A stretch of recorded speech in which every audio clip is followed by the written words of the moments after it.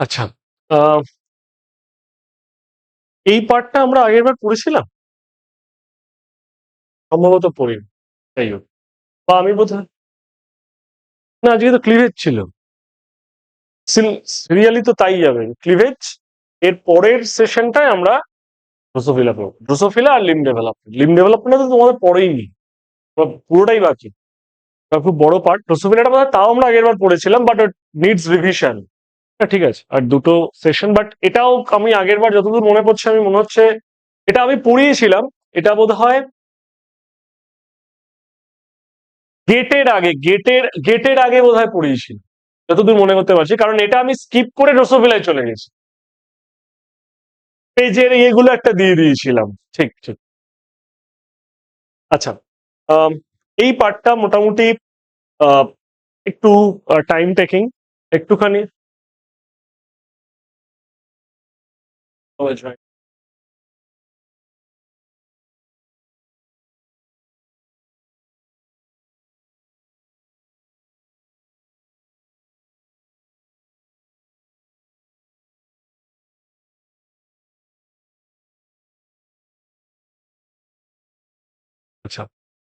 এইটা শুরু করার আগে এইখানে কয়েকটা জিনিস আমাকে আগে একটু ভোকাবুলারি হিসেবে জানা দরকার, সেইগুলো আমরা একটু করব।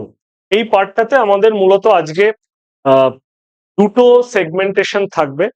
একটা হচ্ছে বেসিক কনসেপ্ট অফ ক্লিভেজ, যে ক্লিভেজে কি হয় কি না হয়, কিভাবে একটা ক্লিভেজ রান করে, এই সিস্টেমটা আমরা পড়বো। আর একটা হচ্ছে এই ক্লিভেজটার সব থেকে বড় অ্যাপ্লিকেশন যেটাতে আসে বা পরীক্ষাতেও একটু বেশি জনপ্রিয়, সেটা হচ্ছে সি আর্চিনের মধ্যে এই ক্লিভেজটা কিভাবে এক্সিকিউট হয়েছে। ঠিক আছে, মানে ক্লিভেজের basic principles along with sea আর্চিনের মধ্যে ক্লিভেজের প্যাটার্নটা। ঠিক আছে, এবং তার সঙ্গে আরেকটারও ক্লিভেজ আমাদেরকে একটু অ্যাডিশনালি জানতে হবে, সেটা হচ্ছে সি এলিগেন্স। সি এলিগেন্সটা আমার এই স্লাইডটাতে নেই, আমরা প্যাটার্নটা মাথায় রেখে আমরা বই থেকে নিজেরা একটু পড়বো। সেই বইয়ের নাম্বারটা, ওই ছবিটা বোধহয় তুলেছিলাম, বা যদি ভুলে যাই আমি বাড়িতে গিয়ে আবার নয় পাঠিয়ে দেবো, সেটা অসুবিধাজনক নয়। এটা গেল একটা জিনিস। আর হচ্ছে ক্লিভেজের বেশ কিছু জিনিস আমি একটু আজকে লিখিয়ে দেবো। একটা হচ্ছে ক্লিভেজের টাইপস। ঠিক আছে, এটা পরীক্ষাতে একটু বেশি পরিমাণে দেয়, স্পেশালি 2 নম্বরের কোয়েশ্চেনের জায়গায়। অমুক ক্লিভেজ কোথায় দেখতে পাওয়া যায়, অমুক এগের মধ্যে কি ধরনের ক্লিভেজ হয়, এরম টাইপের প্রশ্ন। আর হচ্ছে আহ ঠিক এটার পরের সেগমেন্টটাই হচ্ছে গ্যাস্ট্রুলেশন, যেটা আমরা ইন্টেনশনালি স্কিপ করব, বা আমি একটা মেটেরিয়াল দিয়ে দেবো যেখানে শুধু অ্যাম্ফিবিয়ান গ্যাস্ট্রুলেশন পার্টটা যতটুকু রয়েছে আমরা পড়ার চেষ্টা করব। ঠিক আছে, সেই গ্যাস্ট্রুলেশনের ইভেন্টের একটা ছোট অংশ আমরা যতটা সম্ভব আজকে একটা পার্ট একটু লিখে নেব, যে প্রত্যেকটা জার্ম লেয়ার থেকে কি কি অর্গান সিস্টেম ডেভেলপ করে। এটাও একটা ওই ছোট প্রশ্নের অংশ হিসেবে অনেক সময় দিতে পারে, যে suppose alveoli is generated from which germ layer, সেটা যেন উত্তরটা থাকে আমার কাছে। তো শুরু করি, যেটা সেটা হচ্ছে এইভাবে।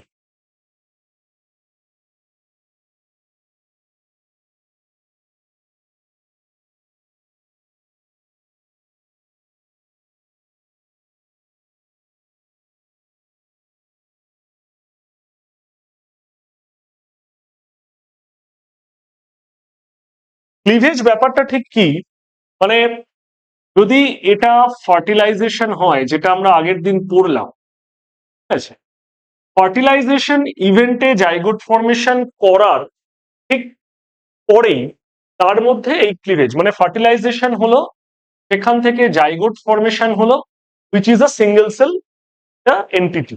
ঠিক আছে, এবার এই যে জাইগোটটা তৈরি হলো, সেই জাইগোটটা একটা সিস্টেমের মধ্যে দিয়ে আস্তে আস্তে পার করতে থাকবে, যেখানে এই সিঙ্গেল সেলটা gradually becomes a multicellular entity, একটা মাল্টি সেলুলার সিস্টেমে পরিণত হয়। এই যে মাল্টি সেলুলার একটা সিঙ্গেল সেল, সেটা যখনই একটা মাল্টি সেলুলার সিস্টেমে পরিণত হতে শুরু করছে, তার মানে সেখানে সেল ডিভিশন করতে হবে। এটা তো পাতি ব্যাপার। তাহলে এই সেল ডিভিশন করার যে প্রক্রিয়াটা, সেই সেল ডিভিশন করার প্রক্রিয়াটাকে আমরা বলবো হচ্ছে ক্লিভেজ।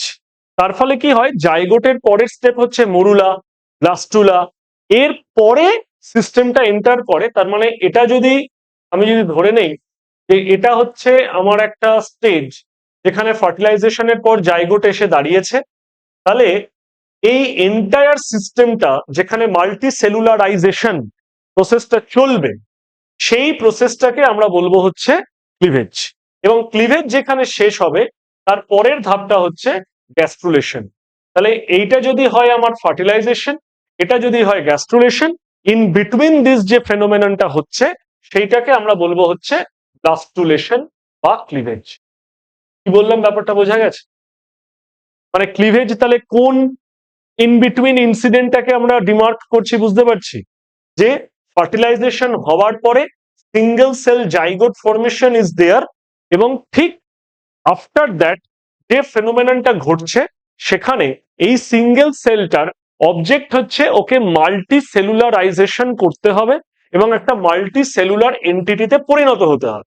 সেটা পরিণত হওয়ার প্রক্রিয়াটাকে আমরা বলবো হচ্ছে ক্লিভেজ অথবা ব্লাস্টুলেশন। তাহলে ক্লিভেজ বা ব্লাস্টুলেশন একটা হলমার্ক এমন একটা ইভেন্ট যেখানে সেল ডিভিশন প্রায়োরিটাইজড হওয়া একটা ইভেন্ট, সেখানে সব থেকে হলমার্ক ইভেন্টের নাম হচ্ছে সেল ডিভিশন করতে থাকবে, এবং সেই সেল ডিভিশন যত হবে তত বেশি multi cellular structure will be there. এবং এই স্ট্রাকচারটা যখন কমপ্লিট হবে তারপরে সেলটা আস্তে আস্তে যে স্ট্রাকচার গুলো এখানে তৈরি হয়ে গেল তারপর সে গ্যাস্ট্রুলেশন ইভেন্টের মাধ্যমে ঢুকছে। গ্যাস্ট্রুলেশন ইভেন্টের তাহলে হলমার্ক কি? এইখানের হলমার্ক হচ্ছে সেল ডিভিশন হওয়া। ঠিক আছে, সেল কিন্তু কোনো মুভমেন্ট করছে না। কি বললাম বুঝতে পারছি? সেল ডিভিশন ডিভিশন ডিভিশন হলো, আগে হলো পরে হলো, তার কিছু ফ্যাক্টর চেঞ্জ হলো ইত্যাদি প্রভৃতি, সেগুলো আমরা দেখবো। কিন্তু তার পরের ধাপে মানে যখন ব্লাস্টুলেশন বা cleavage is completed and now it is ready to enter into the gastrulation phase, তখন আমরা তার মানে হলমার্ক ইভেন্টটা কি? যখন আমরা ক্লিভেজের ক্ষেত্রে হলমার্ক বললাম কি? Cell division. মেজর ইভেন্ট হচ্ছে সেল ডিভিশন। কারণ উদ্দেশ্যটা কি? কেন সেল ডিভিশন করতে হবে? আমার সিঙ্গেল সেল থেকে মাল্টি সেলুলার একটা জায়গাতে পৌঁছতে হবে, তাহলে আমাকে সেল ডিভিশন করা ছাড়া রাস্তা নেই। এইখানে এসে সেল ডিভিশন কিন্তু আর হবে না।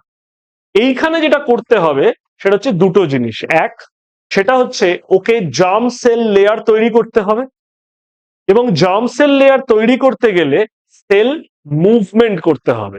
যে সেল ডিভিশন হয়ে এখন যেখানে দাঁড়িয়ে আছে, এবার কে বাইরে যাবে, কে ভিতরে যাবে, কে মাঝখানে যাবে, সেই মুভমেন্ট গুলোকে সাজাতে হবে। সেইটা যদি যতক্ষণ না সাজানো হবে ততক্ষণ অব্দি কোনটা একটোডাম, কোনটা এন্ডোডাম, কোনটা মেসোডাম, এই ডিমার্কেশন গুলো হবে না। সেই ডিমার্কেশনটা করার জায়গা হচ্ছে গ্যাস্ট্রুলেশন, নট ব্লাস্টুলেশন। কি বললাম বুঝতে পেরেছি? আমরা এই দুটোর লিঙ্কিং জায়গাটাকেও আমরা আজকে একটু ফোকাস করব। ঠিক আছে, যে গ্যাস্ট্রুলেশন শুরু হলে তার জায়গাটায় কি কি ইম্পর্টেন্ট ইভেন্ট হয়, সেই সেল মুভমেন্ট গুলোকে বলা হয় মরফোজেনেটিক মুভমেন্টস। ঠিক আছে, আমরা সেই মরফোজেনেটিক মুভমেন্টস টাকে পড়বো, মরফোজেনেটিক মুভমেন্টটাকে আমরা পড়বো একটু একটু করে আজকে, এবং সেই মুভমেন্ট গুলোর কি ধরনের নাম, সেই মুভমেন্ট গুলোর ফলে কি জার্ম লেয়ার তৈরি হয়, আমরা সেটাও একটু জেনে রাখবো। মানে আমরা গ্যাস্ট্রুলেশনের শুরুয়াতটা করে রেখে দেব, কিন্তু গ্যাস্ট্রুলেশনটাকে পড়বো বাড়িতে নিজেরা। ঠিক আছে, তাহলেই বোঝা যাবে। এইটুকু হচ্ছে বেসিক ফান্ডা, যে আমাদের আজকের পড়ার মূল প্রতিপাদ্য বিষয়টা ঠিক কি।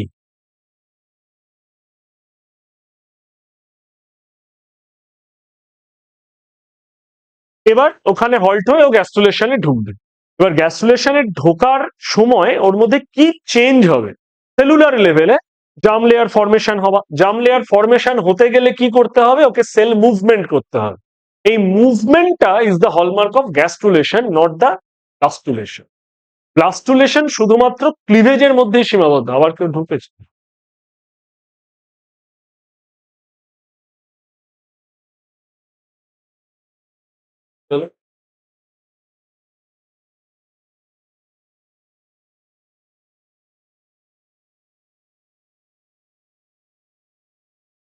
অনলাইনে যা বললাম সবাই বোঝা গেল কি বললাম?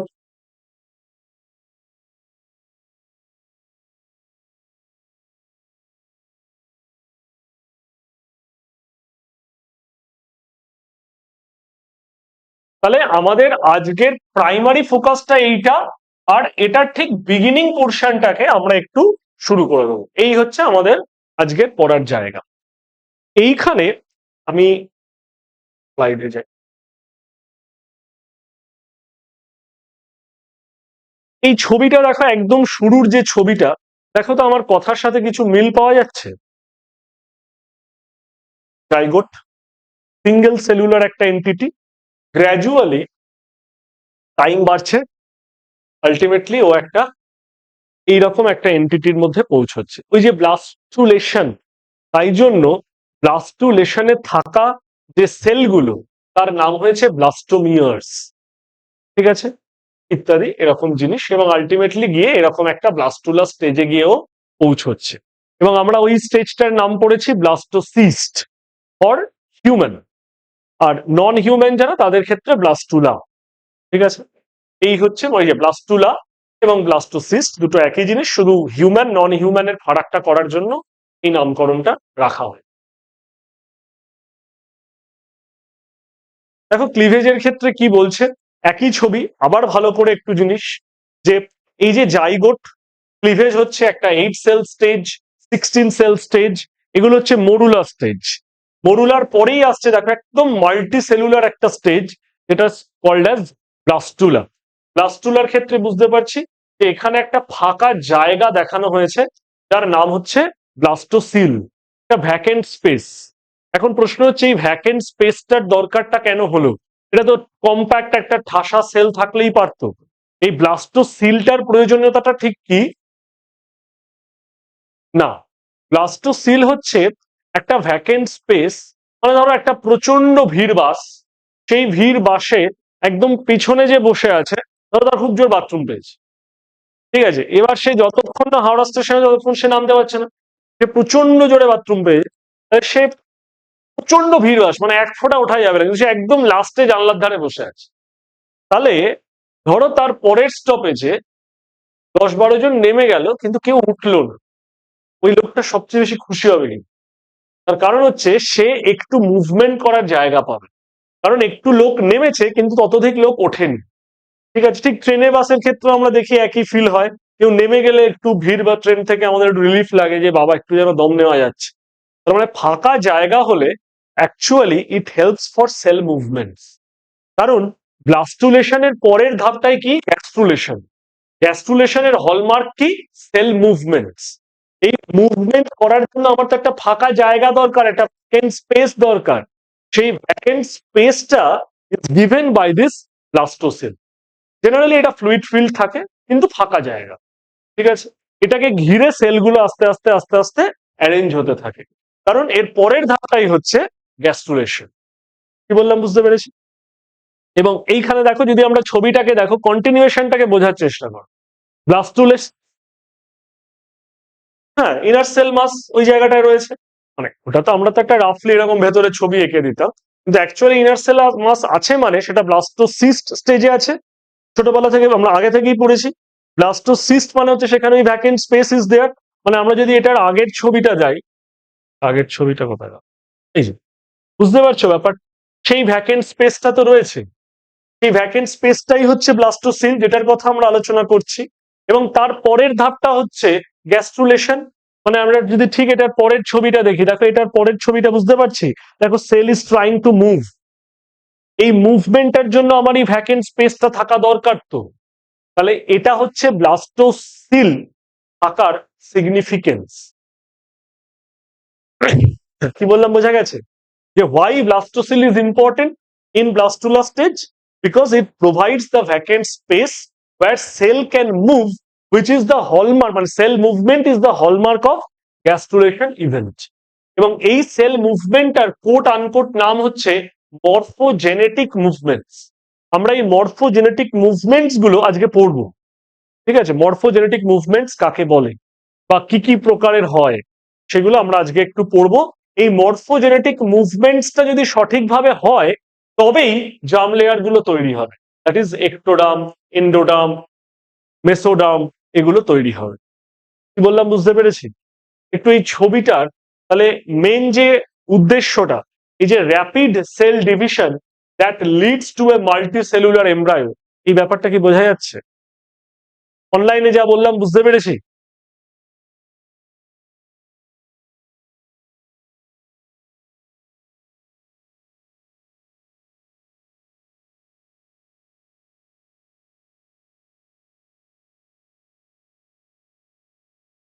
এইবার দেখো যেটা হয় সেটা হচ্ছে এখানে কিছু ছোট ছোট ইনফরমেশন লেখা দেওয়া রয়েছে, এগুলোকে আমরা একটু রিলেট করার চেষ্টা করি in relation to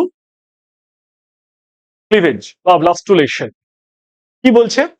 fertilisation gave the organism a new genome and rearranged its cytoplasm. Now, the zygote begins the production of a multicellular organism.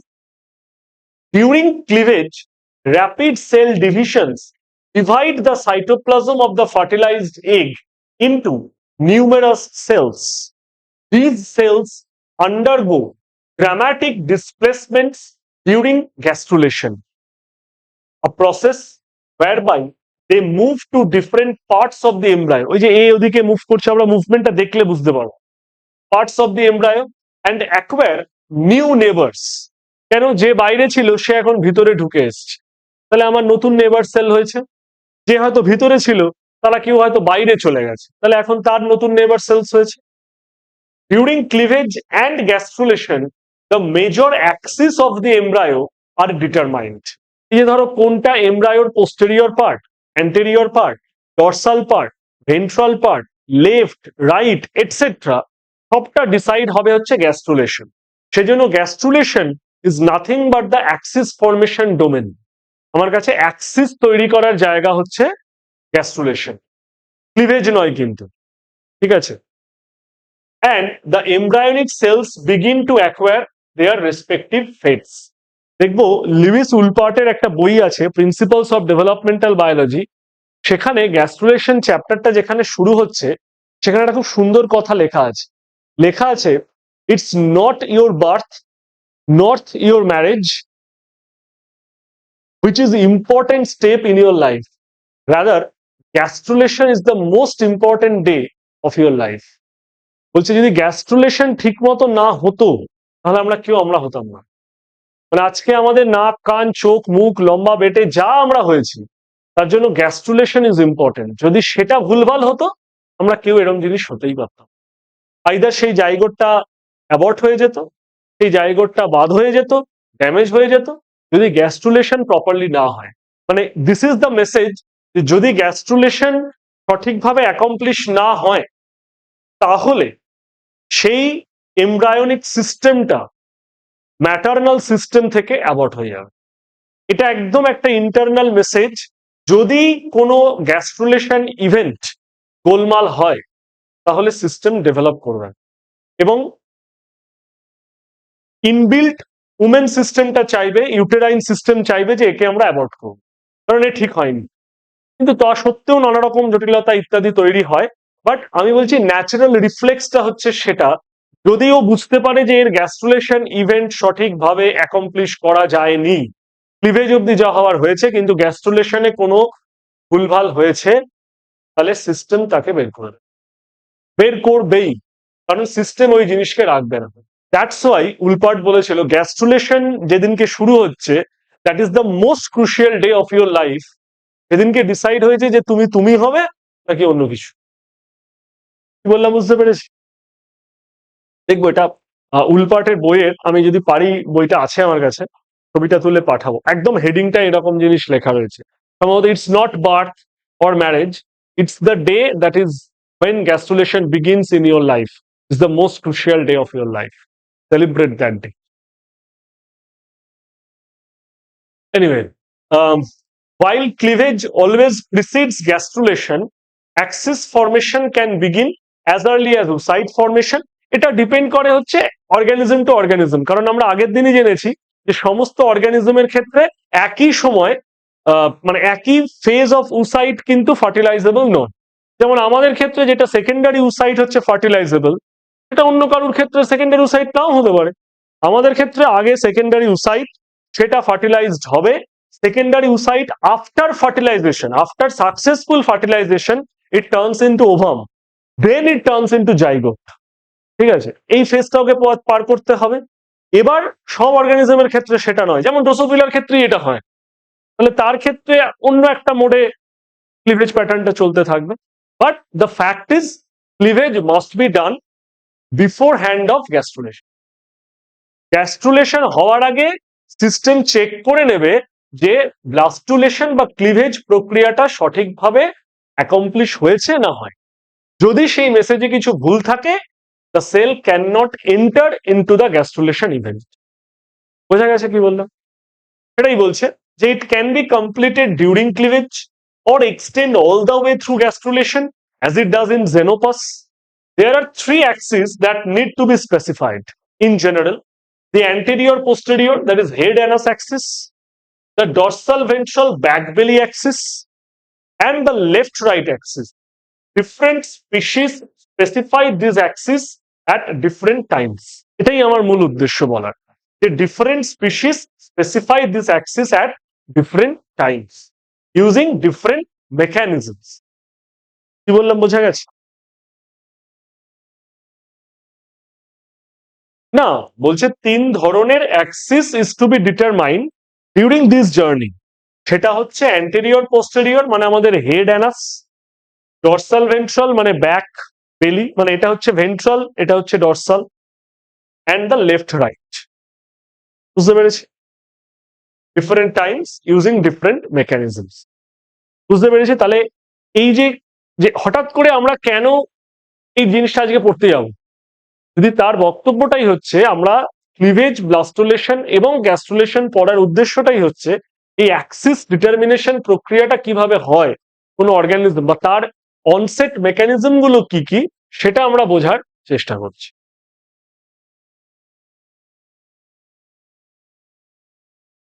কি বলছে দেখো ভালো করে। আচ্ছা, এখানে কয়েকটা ছোট ছোট জিনিস একটু বলে নেওয়া দরকার। দেখো ভাইয়া,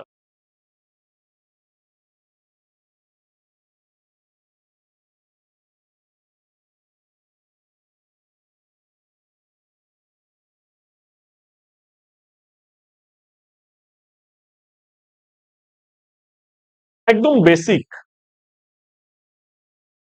যদি এটা ধরো আমার ক্লিভেজের ডিউরেশন হয়, ভালো করে শুনবে, হ্যাঁ, এটা যদি ক্লিভেজের ডিউরেশন হয়, মানে এখানে ক্লিভেজ শুরু হয়েছে, এটা শেষ, তাহলে এর আগেরটা ফার্টিলাইজেশন, এটা গ্যাস্ট্রুলেশন। তাই তো বলছি বারবার করে, এইটাকে আমরা দুটো ভাগে ভাগ করতে পারি, মানে ক্লিভেজের ডিউরেশন বা প্যাটার্নটাকে আমরা দুটো ভাগে ভাগ করতে পারি। একটা হচ্ছে আর্লি স্টেজ, একটা হচ্ছে লেট স্টেজ। ক্লিয়ার?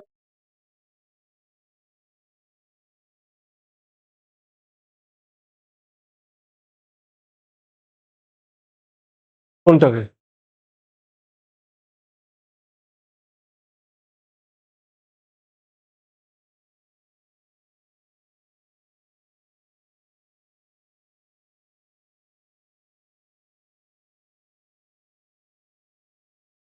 হ্যাঁ হ্যাঁ, ঠিক আছে।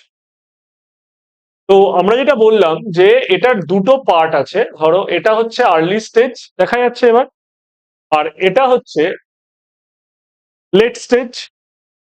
বোঝা যাচ্ছে? এই যে ক্লিভেজের ডিউরেশন, এটাকে আমরা দুটো ভাগে ভাগ করছি। এই দুটো ভাগের মধ্যে ফারাকটা ঠিক কি, সেটা আমরা একটু বোঝার চেষ্টা করব।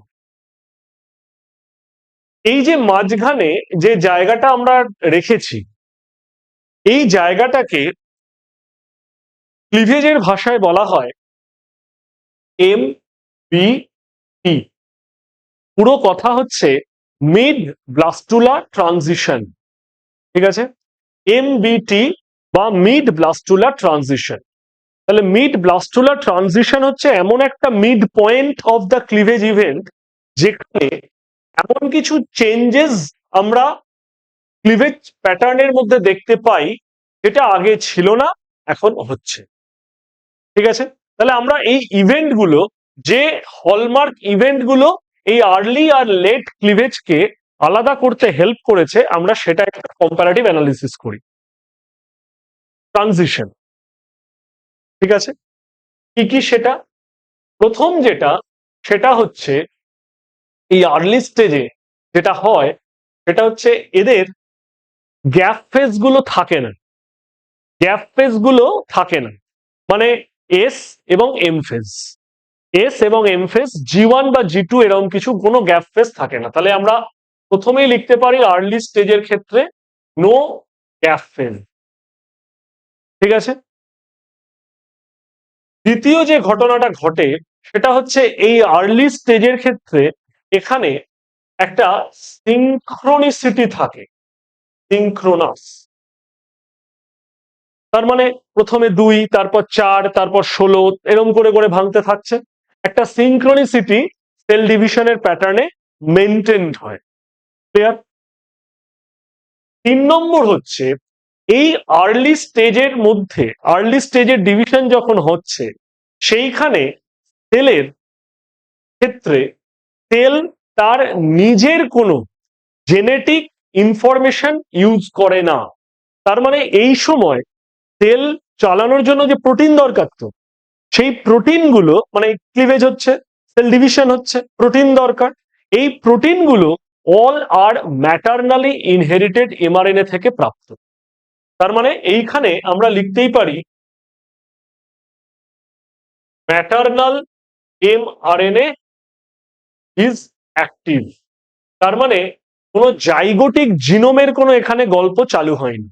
তার মানে এইখানে এই যে ক্লিভেজ গুলো চলছে সেটা চালানোর জন্য যে ফুয়েল বা যে প্রোটিনটা দরকার, that is given by the maternal system.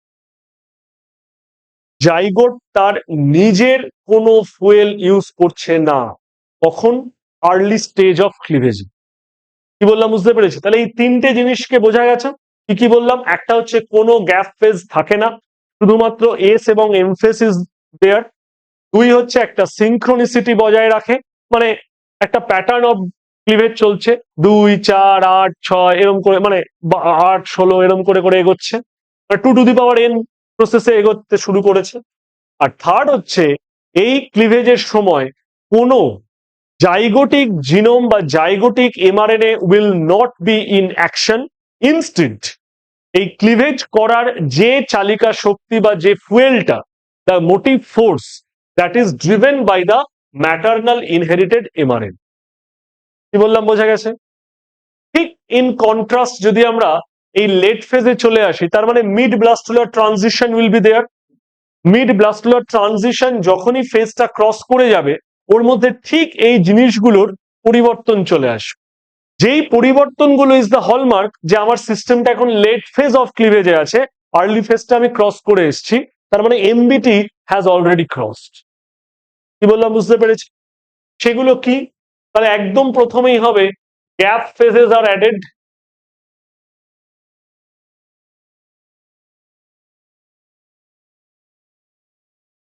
Clear? Next হচ্ছে একদম একটা আসিনক্রোনিসিটি এখানে,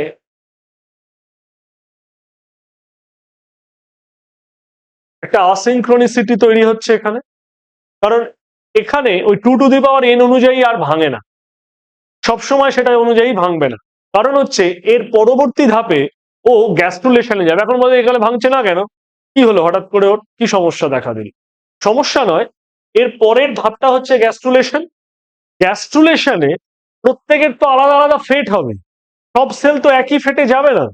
যে একটোডাম হবে আর যতগুলো ডিভিশন করতে হবে, যে মেসোডাম হবে তার হয়তো ডিভিশন বেশি করতে হবে বা কম করতে হবে, কিন্তু আইডেন্টিক্যাল প্যাটার্ন হবে না। কারণ তাহলে তো সবাই একই হয়ে যাবে।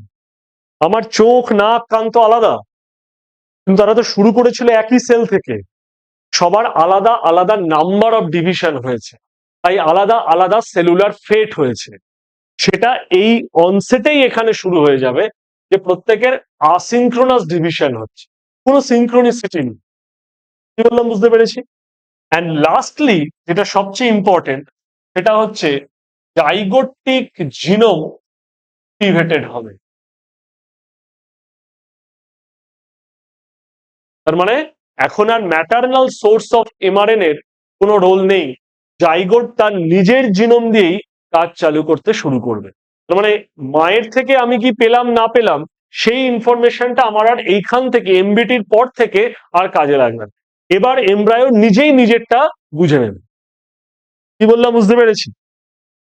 তাই কম্পারেটিভলি যদি দেখা যায় আর্লি ফেজ অফ ডিভিশন, এই প্রক্রিয়াটা খুব র্যাপিড একটা ডিভিশন, আর late phase of division comparatively slow একটা প্রসেস। কারণ এখানে তো গ্যাপ ফেজ অ্যাড হয়ে গেছে, এখানে আসিনক্রোনিসিটি চলছে, সবাই সমান ডিভিশন করছে না, এবং এখানে জাইগোট তার নিজের জেনেটিক আর্কিটেকচারটাকে এক্সারসাইজ করছে। এখানে তো অলরেডি এমআরএনএ অব্দি রেডি ছিল, শুধু এমআরএনএ থেকে প্রোটিন হচ্ছে কাজ হচ্ছে, প্রোটিন হচ্ছে কাজ হচ্ছে। এখানে কি হচ্ছে, zygotic genome, gene, RNA, protein, DNA, RNA, protein, এই সিস্টেমে কাজ চলে হচ্ছে। যার ফলে in compare to late phase of cleavage একটু স্লো হবে, আর্লি ফেজটা একটু ফাস্ট হবে। কি বললাম বুঝতে পেরেছি? এইটা মোটামুটি সমস্ত অর্গানিজমের জন্যই এই রুলটা ফলো হয়, এক্সেপ্ট হিউম্যান। ঠিক আছে, হিউম্যানদের ক্ষেত্রে এই রুলটা হবে না। ম্যামালস বিং দা, দেখবো লেখাই আছে, ম্যামালস বিং দা চিফ এক্সেপশন। এই এক্সেপশনটা কি সেটা আমরা লিখে নেব, যে এক্সেপ্টেড ঘটনাগুলো ঠিক কি, যেটা আর 5টা অর্গানিজমে হবে কিন্তু ম্যামালসদের মধ্যে হবে না। কি বললাম বুঝতে পেরেছি? এই ব্যাপারটা একটু বুঝতে হবে। কি বললাম, যা বললাম সবাই বুঝতে পেরেছে অনলাইনে?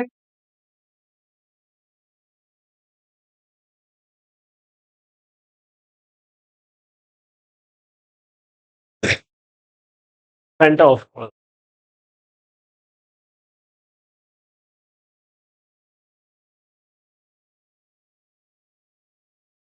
এইবার যেটা ব্যাপার, যেটা গ্যাপ ফেজের ক্ষেত্রে বললাম, যে আর্লি স্টেজ অফ ডেভেলপমেন্ট যখন চলে, তখন মানে আর্লি স্টেজ অফ ক্লিভেজ যখন চলে, তখন actually there will be no gap phase. এটা আবার এনজিও নয় কিন্তু, হ্যাঁ, মানে এটা নো গ্যাপ ফেজ, কোনো গ্যাপ ফেজ থাকে না।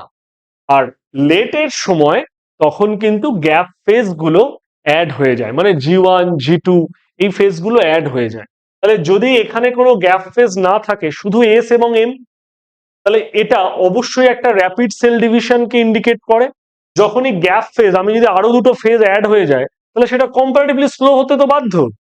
এটাই এখানে বলছি, যে যেহেতু এখানে গ্যাপ ফেজ গুলো অ্যাড হয়ে গেছে, তাই দেখা যায় যে আর্লি স্টেজ অফ ক্লিভেজের থেকে late stage of cleavage comparatively slower একটা ফেনোমেন।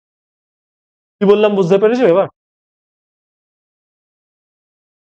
আর এই দুটো প্যাটার্ন বোঝা গেছে, যে এটা সিনক্রোনাস, এটা অসিনক্রোনাস। এখানে ম্যাটারনাল এমআরএনএ ইজ অ্যাক্টিভ, এখানে জাইগোটিক জিনোম ইজ অ্যাক্টিভেটেড। এ দুটোও কিন্তু খুব ইম্পর্টেন্ট একটা হলমার্ক, যেটা আর্লি এবং লেট ক্লিভেজ ইভেন্ট গুলোকে ডিস্টিংগুইশ করতে হেল্প করে। বোঝা গেছে?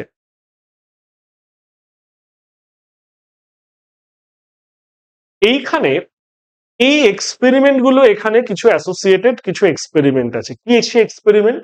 একটা হচ্ছে, এইখানে আমি, ধরো এক্স একটা agent which is a transcription blocker. ঠিক আছে, ট্রান্সক্রিপশনকে ব্লক করে এরকম একটা এজেন্ট হচ্ছে এক্স। এরকম একটা এজেন্টকে আমি যদি এই সিস্টেমে ইউজ করি, তাহলে আমার কোথায় গিয়ে প্রবলেমটা হবে? কি মানে আমার কোথায় গিয়ে কি, নাকি কিছু প্রবলেমই হবে না, গ্যাস্ট্রেশনে ঢুকে যাবে, নাকি কোথাও গিয়ে আটকে যাবে, কি মনে হচ্ছে? তৈরি হবে? সেটা হবে না। তার মানে যদি এক্স একটা ট্রান্সক্রিপশন ব্লকার হয়, তাহলে সে কিন্তু এমবিটি অব্দি সে টাইমে চলে আসবে, তারপরে গিয়ে কিন্তু ও লেট ফেজটা আর কমপ্লিট করতে পারবে না। দেখা যাবে যে সেই এমব্রায়োটা যেখানে transcription blocker at the early stage of ডেভেলপমেন্টে ইনকর্পোরেটেড, তারা গ্যাস্ট্রুলেশনে কিছুতেই ঢুকছে না। কেন? তার কারণ mid blastular transition is achieved in time, কিন্তু তারপরে লেটার স্টেজ অফ ক্লিভেজটা কিন্তু সঠিকভাবে অ্যাকমপ্লিশ হতে পারছে না। কেন? বোঝা গেছে? অনলাইনে বুঝতে পেরেছি সবাই?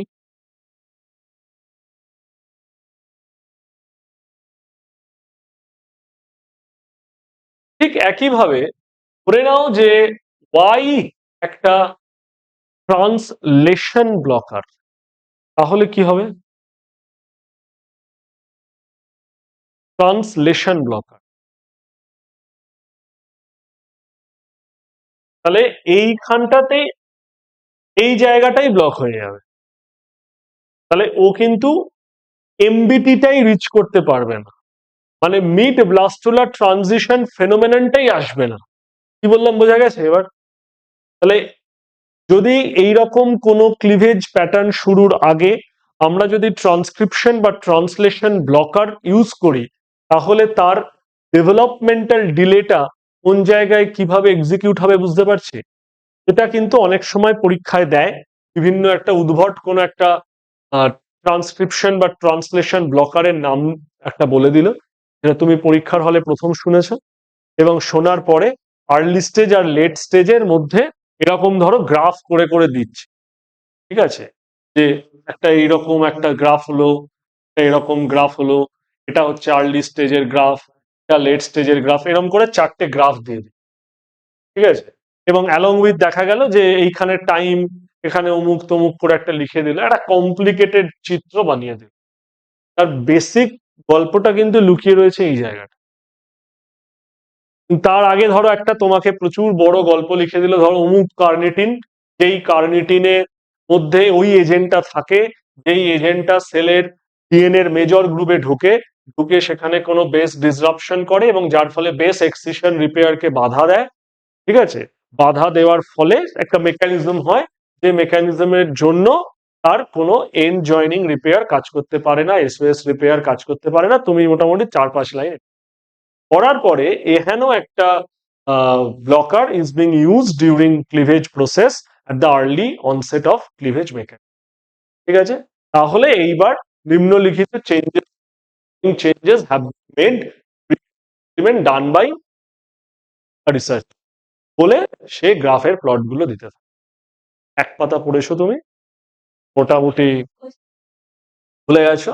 প্রথমে তুমি ফাটেল দিয়ে কিছু একটা দিয়ে দিয়েছে, তোমার মনে হচ্ছিল ওটা বায়োকেমিস্ট্রি, তারপর একটা মলিকুলার বায়োলজি চলে এসছে, তার সঙ্গে একটা ডেভেলপমেন্টাল বায়োলজিকে লিঙ্ক করে দেওয়া হয়েছে, এই প্রশ্নটা বাদ।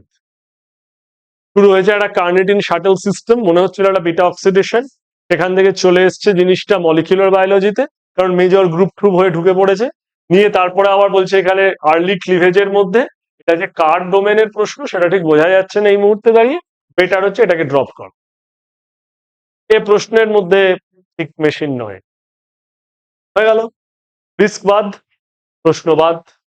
কারণ আমি প্রথম পড়েছি লাস্ট ভুলে যাচ্ছি, লাস্ট ভুলেছি যখন প্রথম ভুলে গেছি, মানে এটা দেওয়ার পরে এবার ধরো স্টেটমেন্ট মতন কিছু একটা লিখছে যে তার মধ্যে কম্বিনেশন কোনটা ঠিক কোনটা, এটা তো experiment done by the researcher, সে এই গ্রাফগুলো পেয়েছে।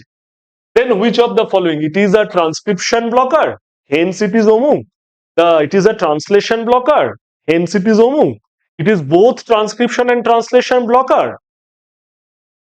আমার তো অপার শূন্যতা,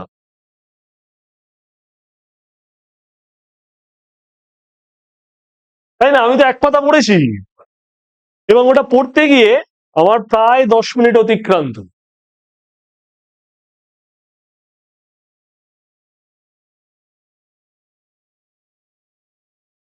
25টা করতে হচ্ছে ফ্রম 75, মানে 50টা ড্রপ করতে হবে তোমায়।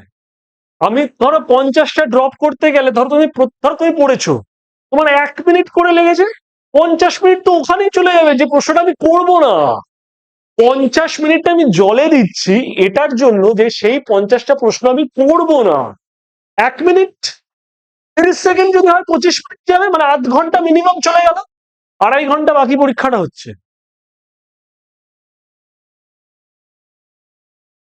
খুব মুশকিল, খুব মুশকিল। যাকে বোঝা গেল ব্যাপারটা কি বললাম।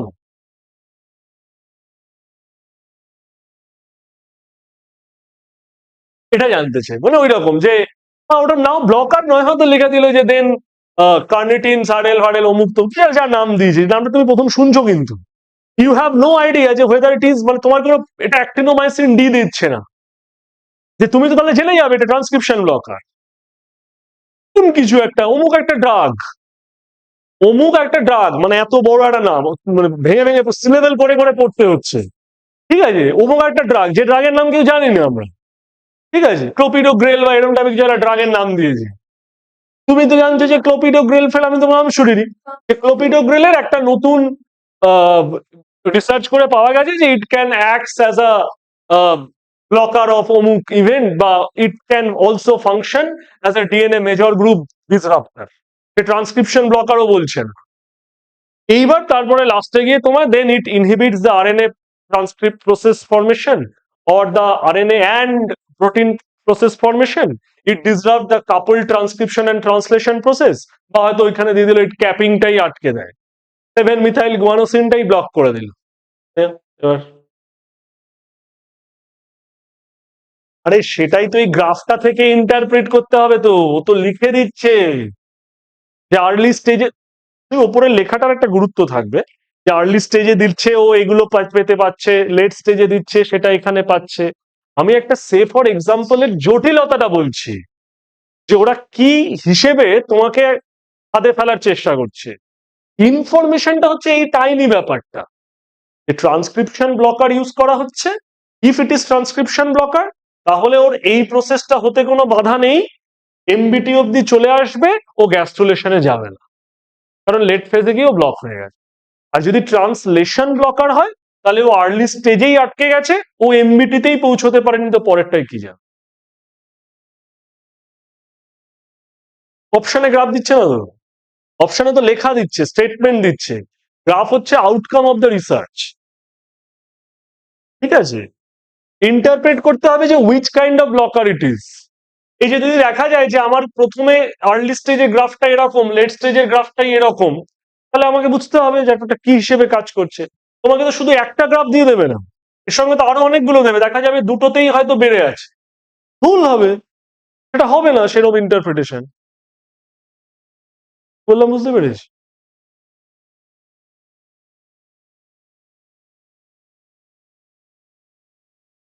লড়াইটা তো হয় বেসিক্যালি সময়ের সঙ্গেই, সমস্যাটা তো এইখানে। মানে আমি আমি অন্তত বিশ্বাস করি আমরা সবাই, আমরা যদি প্রশ্নটা আমাদেরকে দিয়ে বাড়িতে বলে যে কালকে জমা দিও, ঠিক আছে, কিচ্ছু না, তোমাকে সিসিটিভির আওতাধীনেই রাখা হবে, ওয়েব ক্যামের মাধ্যমে বা কিছু, সবাই পারবে প্রশ্ন, সবাই পারবে। আমরা কোথায় হেরে যাই, আমরা হেরে যাই হচ্ছে সময়টা 3 ঘন্টায়, টাইম ম্যানেজমেন্টে গিয়ে আমরা হেরে যাই। আমার মনে হয় না ওখানে এমন কোনো কঠিন প্রশ্ন থাকে যেগুলো আমরা এই 5-6 বছরের মধ্যে পড়ে উঠতে পারিনি। শুধু আমরা সময়টা পাই না বলে, আর কোনগুলো আমাকে ছাড়তে হবে, যে আমাকে সব বল তো খেলতে হবে না, কোন বলটাকে আমি স্কিপ করবো আর কোন বলটাকে আমি প্রয়োগ করবো, আমি সেটাই বুঝে উঠতে পারি। সেটা বুঝতে বুঝতেই আমার ঘন্টা দেড়েক চলে যায়। আর সবচেয়ে অস্বস্তি হয় ওই যে বললাম যে আমরা 10-15 মিনিট ধরো একটা প্রশ্নের পেছনে তুমি ইনভেস্ট করে ফেলেছো, এবার তোমার জেদ চেপে যাচ্ছে যে এই প্রশ্নটা আমি করবোই, কারণ আমি তো 10 মিনিট দিয়ে দিয়েছি ওর পেছন। তখন একটা লড়াই চলে আসছে মনের সঙ্গে যে আমি 10 মিনিট দিয়েছি, এটা আমি পারবো না, এটা আমায় করতেই হবে। ব্যাস, সেটা করতে গিয়ে তুমি একটা ইম্পালসিভ আনসার করে ভুল করে আসতে পারো, ঠিক হলো তো অল গুড। আর না হলে, আর যদি 15 মিনিট ট্রাই করলে তাও মনে হচ্ছে দুটো অপশনে গিয়ে আটকে যাচ্ছে, মানে 2 না 4, 2 না 4 এরকম, ঠিক আছে, ড্রপ করা যায়। ড্রপও হলো, 15 মিনিট সময় চলে, সমস্যাটা এইখানে, এটাই সবচেয়ে বড় সমস্যা। তাহলে আমরা যেভাবে প্রস্তুতি নেই বা তোমরা নাও, প্রত্যেকের আমার ধারণা সকলের মধ্যে আমাদের ক্যাপাবিলিটি আছে যে আমরা ওটাকে পুরো যে কোনো প্রতিটা আনসার ঠিক করে চলে পারবো না, হচ্ছে ওই সময়ের মধ্যে। আর এটা করার মানে তাহলে এটা যেটা বাস্তবিক নয়, আপনি বলছেন কেন প্রশ্নটা এরকম হবে যে আমাকে যদি আর একটা গোটা দিন সময় দেয় যে ঠিক আছে কালকে এসে বাড়িতে দিয়ে যাবো, ওরম তো হবে না। ওরম তো হবে না। যে তাহলে আমার কি করণীয়, তাহলে আমার করণীয় একটাই, যে আমাকে বারবার বারবার মক টেস্টের মাধ্যমে এক্সাম দিয়ে দিয়ে দিয়ে দিয়ে আমাকে ওই স্কিলটা ডেভেলপ করতে হবে, যে আমি কিভাবে একটা প্রশ্নকে স্কিপ করব, কিভাবে একটা প্রশ্ন যেটা আমার ডোমেনের আই ক্যান আনসার, এই অ্যাফার্মেশনটা আমি পাবো কি করে। এটার জন্য এক এবং একমাত্র উপায় হচ্ছে পরীক্ষা দেওয়া। এছাড়া এই স্কিলটার কোনো ইমপ্রুভমেন্টের স্ট্র্যাটেজি নেই। ইনফরমেশন তুমি কম বেশি জানতেই পারো, এটা তুমি বই পড়ো, নিজে পড়ো, ক্লাস করো, অনলাইন করো, যে মনে হচ্ছে যেখান থেকে পড়ো, কিন্তু আমার এক্সারসাইজটাকে আমি করার একমাত্র উপায় হচ্ছে যে আমি পরীক্ষা যত দেব তত আমার সাথে পরিষ্কার কথা, এটা যে কোনো পরীক্ষার সিস্টেম। একটু আগে আমরা সেই ডাব্লিউবিসিএস এর কথা যখন আলোচনা করছিলাম, সেম সিস্টেম, সেম সিস্টেম। ৭০টা প্রশ্ন মক টেস্টে দেওয়া হচ্ছে, সময় মাত্র ৪৫ মিনিট। পরীক্ষা তুমি বাড়িতে দিচ্ছ, কিন্তু তোমার মনে হচ্ছে যে ঠিক আছে, দু একটা প্রশ্ন আমি পড়িনি, আমি স্টাডি মেটেরিয়াল আছে, গুগল করবো, পাশে একটা উইন্ডোতে খুলবো, আনসার করে দেবো। পারবে, আনসার তুমি করে দিতেই পারবে। কি পারবে না? সময়ে পারবে। ৭০টা প্রশ্ন, all questions to be answered, সময় ৭০ মিনিটও নয়, ৪৫ মিনিট সময়। তার মানে একটা প্রশ্নের জন্য ১ মিনিটও বরাদ্দ নেই। তার মধ্যে সমস্ত টপিক আছে, তার মধ্যে মানে পলিটিক্স আছে, তার মধ্যে ইকোনমিক্স আছে, ম্যাথস আছে, ইংলিশ আছে, বাংলা আছে, হিস্ট্রি আছে, জিওগ্রাফি আছে। নাও এবার লড়ো, তুমি দেখে করবে? ইংলিশ আছে, তুমি দেখে করবে? 4টে করবে, 10টা আনসার করবে দেখে, তুমি 10 পাবে। কি বললাম বুঝতে পারছো? কাট অফ হয়ে আছে 55। লড়াইটা এইখানে। কাট অফটা দেওয়া হয়েছে মানে কেউ তো পায়, তুমি আমি পারিনি মানে আঙুলটা আমার দিকে, দোষটা আমার। কাট অফটা 55 মানে কিন্তু কেউ পেয়েছে। আজকে ইউপিএসসির সিভিল সার্ভিসের পরীক্ষা প্রিলিমস হচ্ছে, আর এখন ইউপিএসসি প্রিলিমস এর এমসিকিউ তুলে দিয়েছে, জানো? প্রিলিমটাই লেখা, প্রিলিমটাই লেখা ইউপিএসসির জন্য। আমি ডাব্লিউবিসিএস বলছি না, ঠিক আছে? ইউপিএসসির প্রিলিমের মানে অবজেক্টিভ প্রশ্ন তুলে দিয়েছে, প্রথমেই লেখা, লেখা, ঠিক আছে? সে লেখা, তারপরে মেন্সে তো সবজি খুলে যাবেই, ঠিক আছে? 200 নম্বরের পরীক্ষা মেন্সে, সময় 3 ঘন্টা। কিরকম প্রশ্ন হয় জানো, যাদের অপশনাল পেপারে জুলজি নেয়, তো সেদিনকে দেখছিলাম প্রশ্ন দেখে, তো এরকম, write the classification of arthropod. কত নম্বর আছে? 8। 40। সবচেয়ে কম, লোয়েস্ট নাম্বার হচ্ছে 30। Write the initiation steps of replication in prokaryote. প্রশ্ন এইটুকুতে শেষ হয়ে গেছে। Write the initiation steps of transcription in eukaryotes. প্রশ্ন কত নাম্বার? 35। 35, 35।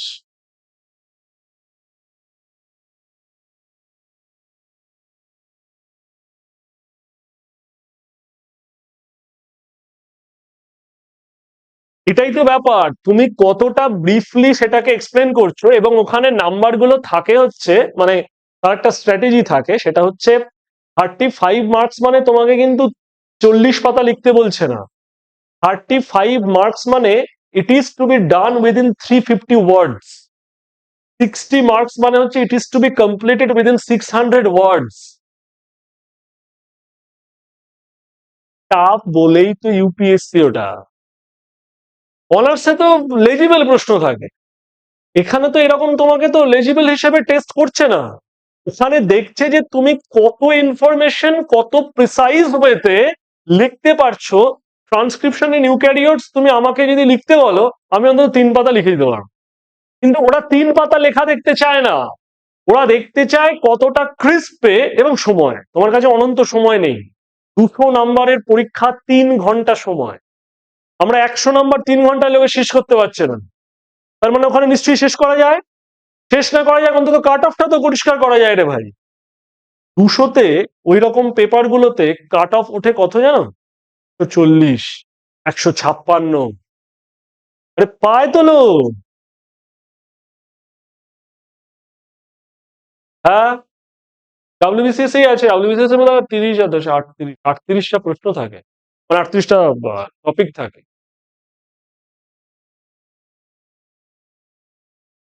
হ্যাঁ অবশ্যই, বটানি তো একটা অপশনাল সাবজেক্ট, ওটা তো মানে হাইয়েস্ট গ্রুপ এ ক্যাডার গুলোর জন্য লাগবে, বটানি জুলজি এগুলো।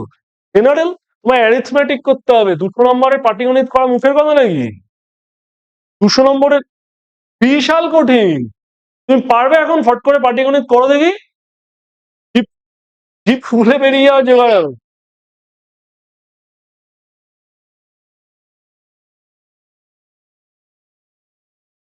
না না, দুটো একসাথে হয় না, দু নৌকোয় পা দিয়ে চলা যাবে না।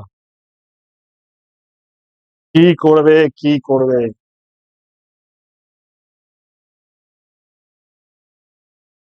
তাহলে আর কি করে? ভোট কোথায়? ভোট করো, বাড়িতে একটা ভোট করো, বাড়িতে একটা ভোট করো। হচ্ছে, সে তো হয়, সে তো ঠিক কথা।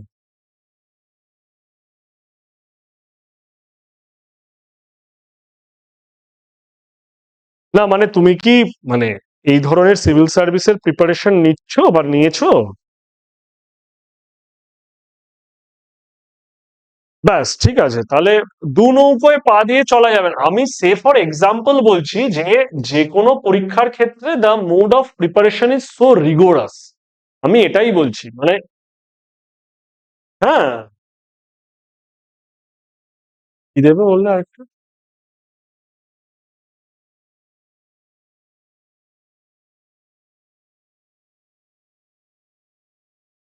বুঝতে তো পারছি।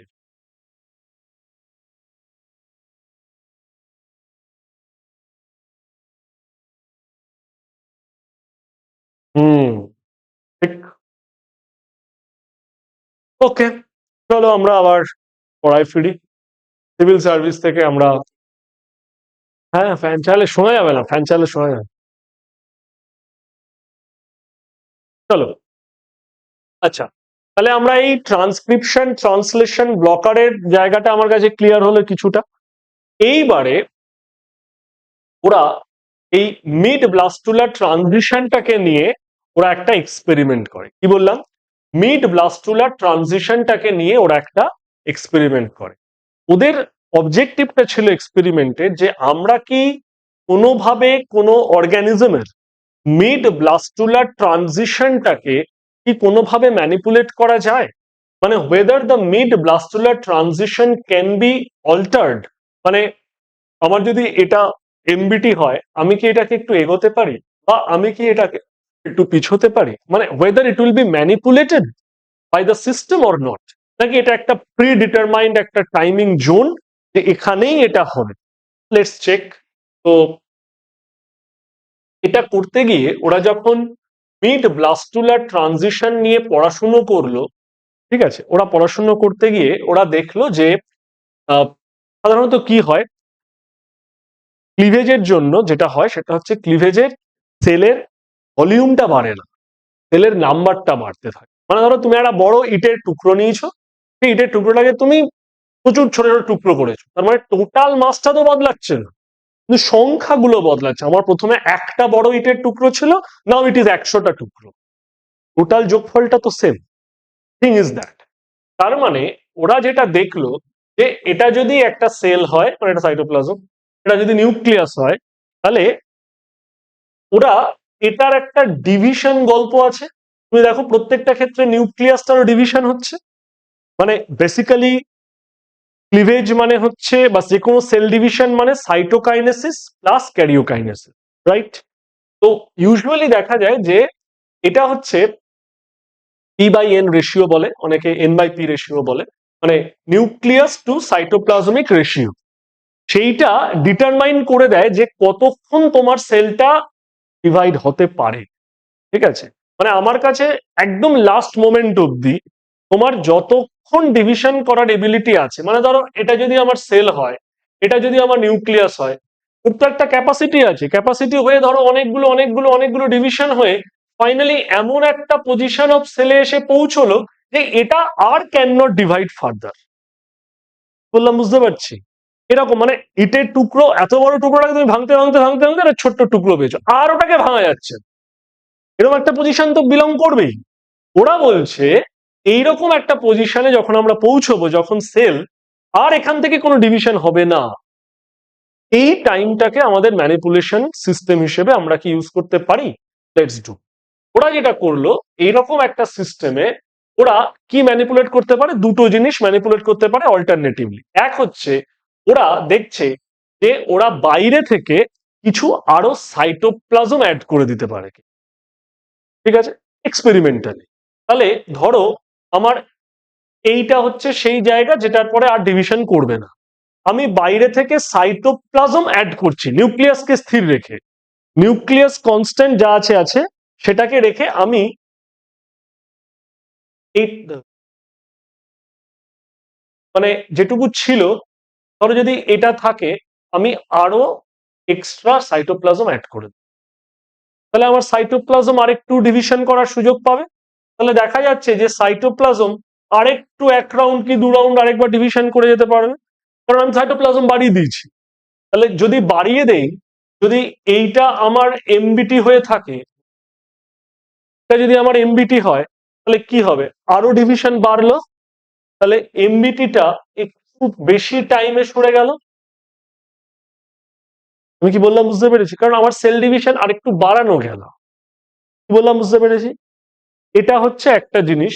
তার মানে যদি আমি সাইটোপ্লাজম বাড়াই, তাহলে মিড ব্লাস্টুলার ট্রানজিশন আমার রাইট হ্যান্ড সাইডে শিফট করবে। কি বললাম বা লজিকটা বোঝা যাচ্ছে, ভালো করে বুঝে নিয়ে তারপরে যা মনে হচ্ছে নিজের ভাষায় লিখ। এটা গেল এক। আরেকটা হচ্ছে ওরা তাহলে উল্টো ঘটনাটা করতে পারে, ওই রকম মানে আর্লি স্টেজেই করে আমি দেখতে চাইছি যে আমি এমবিটিটাকে ম্যানিপুলেট করতে পারছি নাকি পারছি না।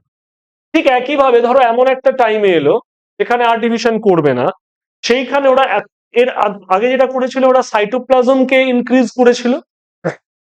ইনস্টেড অফ দ্যাট ওরা আরেকটু নিউক্লিয়াসটাকে, মেটেরিয়ালটাকে বাড়িয়ে দিল। ঠিক আছে, এবার নিউক্লিয়াস মেটেরিয়ালটা বাড়িয়ে দেওয়ার ফলে যেটা হচ্ছে, ও তো সাইটোপ্লাজম টু নিউক্লিয়াস রেশিওটা তো কমে যাচ্ছে। তো ও তো মানে বা ধরো তার ঠিক আগের কোনো একটা স্টেজে গিয়ে যেখানে হয়তো আরো ডিভিশন করার কথা ছিল, তার আরো নিউক্লিয়াসটা বাড়িয়ে দিলে ও আর ডিভিশন করতে পারছে না, কারণ তার আগেই তো এটা হয়ে যাচ্ছে। সাইটোপ্লাজম বাড়ালে ওর কাছে অপরচুনিটি আছে, কিন্তু নিউক্লিয়াস বাড়ালে তো আমার নিউক্লিয়াস টু সাইটোপ্লাজমিক একটা রেশিও মেনটেন করতে হবে। একদম ছোট্ট নিউক্লিয়াস হলে তো আমার ফার্দার ডিভিশন হবে না। ও দেখলো তার আগে যদি আমি নিউক্লিয়াসকে আরো বাড়িয়ে দেই, তাহলে যেটা হবে সেটা হচ্ছে এমবিটি অনেক আগেই রিচ করে গেছে, কারণ আর ডিভিশন করতে পারছে না। তার মানে জাস্ট দুটো প্রসেস, যদি আমি আরেকটু সাইটোপ্লাজম বাড়াই তাহলে আমার ডিভিশন আরেকটু বেশি হবে, তাহলে এমবিটিটা রাইট হ্যান্ড সাইডে শিফট করবে। যদি আমি নিউক্লিয়াস বাড়িয়ে দেই, তাহলে আমার এমবিটি অনেক আগেই অ্যাচিভ হয়ে যাবে, কারণ সেল ডিভিশন পর্যাপ্ত পরিমাণে হবে না, তাহলে এমবিটি লেফট হ্যান্ড সাইডে শিফট করে যাবে। তো this is how an MBT can be manipulated by altering the cytoplasm to nuclear ratios. কি বললাম বোঝা গেছে ব্যাপারটা? সাইটোপ্লাজম টু, হ্যাঁ বলো।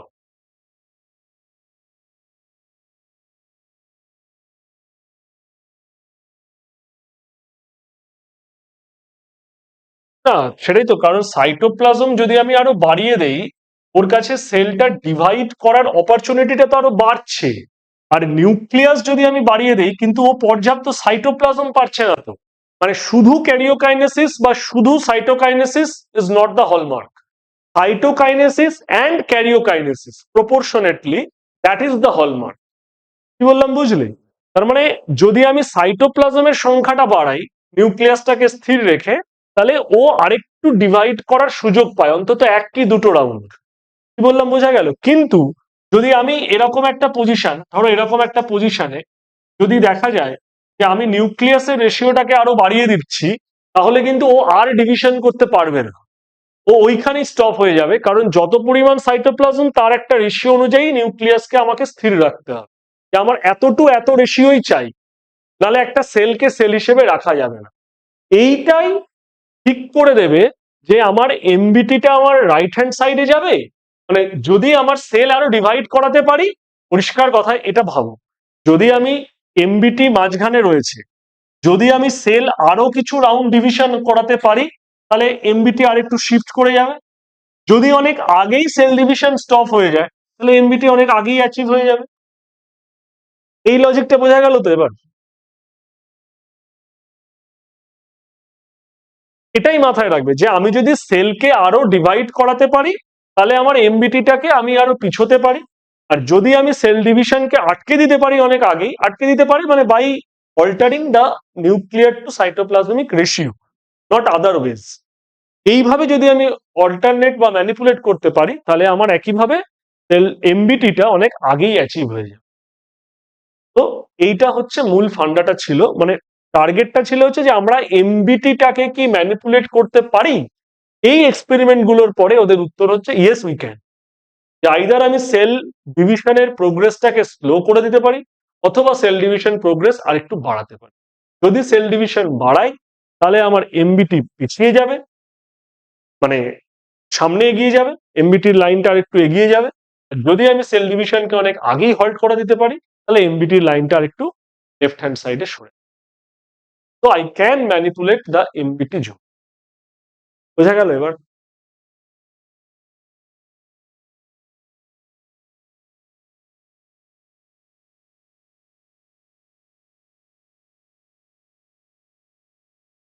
না, যদি কি বাড়ানো হচ্ছে সেই অনুযায়ী, যদি আমার কাছে ডিভিশন করার মতন সাইটোপ্লাজম থাকে তাহলে ডিভিশন করবে। যদি দেখা যায় যে যেটা ডিভিশন করার মতন এনাফ মেটেরিয়াল আমার কাছে নেই তাহলে ডিভিশন করবে না। ইউজুয়ালি যেটা হয়, সাইটোপ্লাজমকে যদি বাড়ানো যায় তাহলে সেল ডিভিশনে যায়, আর যদি নিউক্লিয়াসের পরিমাণ বাড়িয়ে দেওয়া হয় তাহলে সেল ডিভিশনটা অনেক আগেই অ্যাচিভ, মানে হল্ট হতে থাকে। ঠিক আছে? তার কারণ হচ্ছে আমার সাইটোপ্লাজম না বাড়লে সেল ডিভিশনের দিকে এগোতে চায় না। সাইটোপ্লাজমের সংখ্যা যত বাড়বে, মানে পরিমাণ যত বাড়বে, তত সেল ডিভিশনের পার্টিসিপেশনটা বাড়বে। বুঝতে পারলে কি বললাম? এই হচ্ছে ব্যাপার। এবার আমি একটু লেখাটা দেখো কি বলছে। After fertilization, the development of a multicellular organism proceeds by a process called cleavage, a series of mitotic divisions whereby the enormous volume of egg cytoplasm is divided into numerous smaller nucleated cells. কোনটা কিন্তু anucleated নয়, nucleated cells. These cleavage stage cells are called blastomeres. মানে blastula স্টেজে বা cleavage স্টেজে থাকা সেলগুলোকে বলবো আমরা ব্লাস্টোমিয়ার। ঠিক আছে? এই blastomere, based on the given size of the blastomeres, it is of three types usually. একটা হচ্ছে ম্যাক্রোমিয়ার, একটা হচ্ছে মাইক্রোমিয়ার, আর in between the macro and micro there will be mesomere. বোঝা গেছে কি বললাম? আর তারপর কি বলছে দেখো, in most species, mammals being the chief exception, পরিষ্কার করে লিখে দেওয়া রয়েছে, mammals being the chief exception, the rate of cell division and the placement of the blastomeres with respect to one another is completely under the control of the proteins and mRNAs stored in the site by the mother. আলোচনা করেছি। The zygotic genome transmitted by mitosis to all the new cells does not function in early cleavage embryos. Zygotic genome, পরিষ্কার লেখা রয়েছে, does not function in early cleavage embryos. কথা বোঝা গেছে? Few, if any, mRNAs are made until relatively late in cleavage, and the embryo can divide properly even when chemicals are used experimentally to inhibit transcription. এটাকে আমরা সুন্দরভাবে explain করেছি। During cleavage, however, cytoplasmic volume does not increase. Cytoplasmic volume does not increase. Rather, the enormous volume of zygote cytoplasm is divided into the increasingly smaller cell. যে বললাম আমরা যদি একটা বড় ইটের টুকরো নেই, আমার কাছে টোটাল ইটের টুকরোটা তো সংখ্যাটা তো মিলে ওই অতটাই মাস হবে, এক্সট্রা মাস তো হবে না। এবার ধরো আমি আরেকটু বেশি পরিমাণ ইট ওর মধ্যে জুড়ে দিলাম, তাহলে ওকে আরো ডিভাইড করতে পারবো, তাহলে আমার এমবিটি ম্যানিপুলেট হবে না? এটাই আমি বোঝানোর চেষ্টা করি। First, the egg is divided in half, then quarters, then eighths, and so forth. The synchronicity. This division of egg cytoplasm without increasing its volume is accomplished by abolishing the growth period between cell divisions, that is the G1 and G2 phases of the cell cycle. Abolishing the growth phases of cell cycle. বোঝা গেছে কি বললাম online? দেখো আমরা এগুলো আলোচনা করেছি কিন্তু, তাই তো?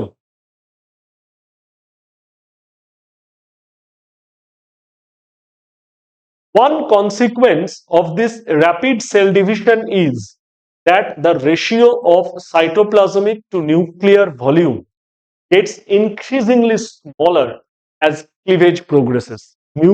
Cytoplasm to nuclear ratio gradually কমছে। তো বড় সাইটোপ্লাজম একটু নিউক্লিয়াস, আবার ডিভিশন হলো কমলো, তো আবার ডিভিশন হলো কমছে।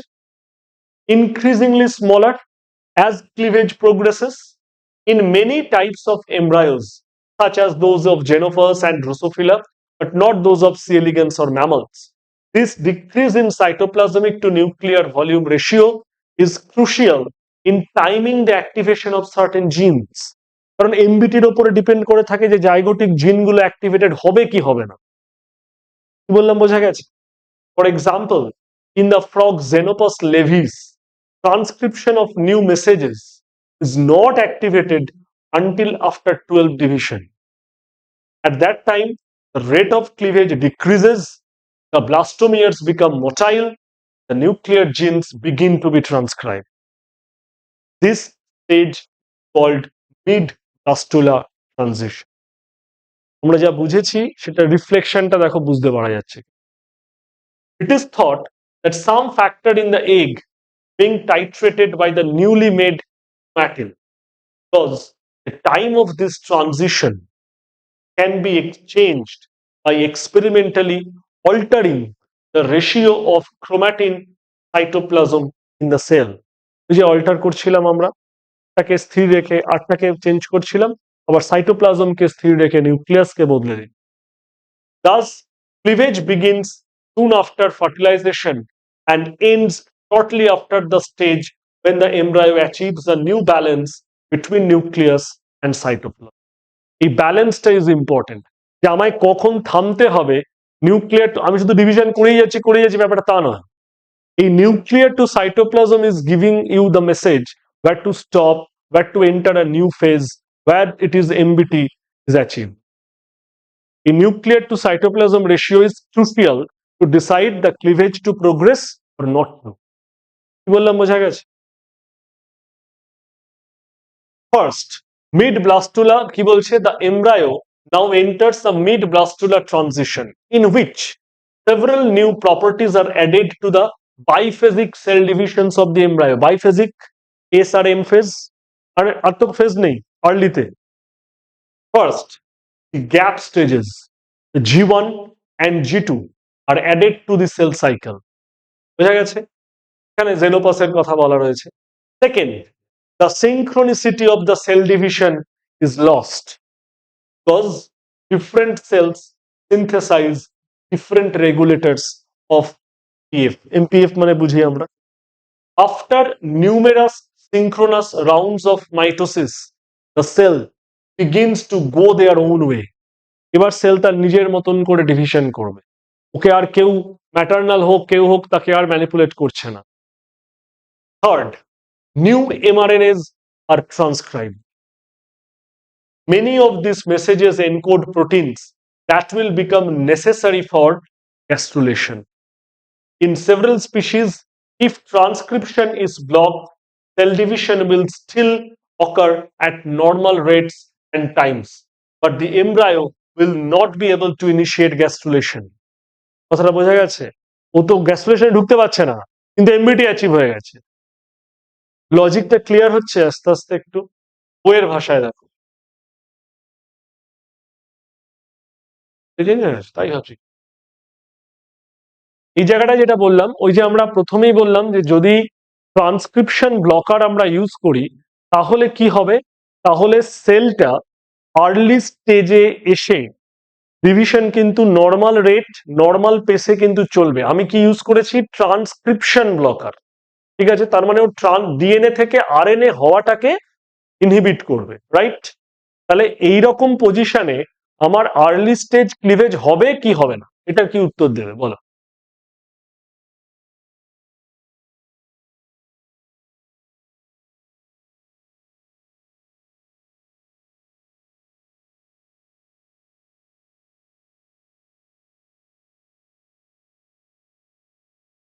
ভেবে বলো, যে ট্রান্সক্রিপশন ব্লকার আমি ইউজ করেছি, তাহলে আমার আর্লি স্টেজ ক্লিভেজ হবে কি হবে না?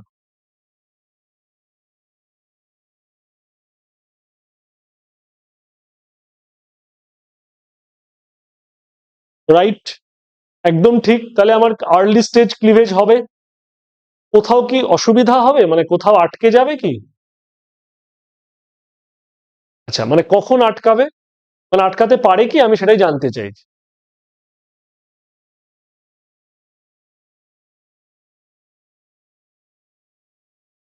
সেটা কখন? সেটা সেটা কখন? লেট স্টেজে। গুড। তাহলে লেট স্টেজে গিয়ে ও কিন্তু আটকে যাবে। এখানে দেখো ঠিক সেই কথাটাই বলছে, যে many of this messages encode proteins that will become necessary for gastrulation. Gastrulation মানে কি, যখন ও লেট ফেজ কমপ্লিট করে ফেলেছে, এবার তারপরে গ্যাস্ট্রুলেশন ইভেন্টে ও এন্টার করবে।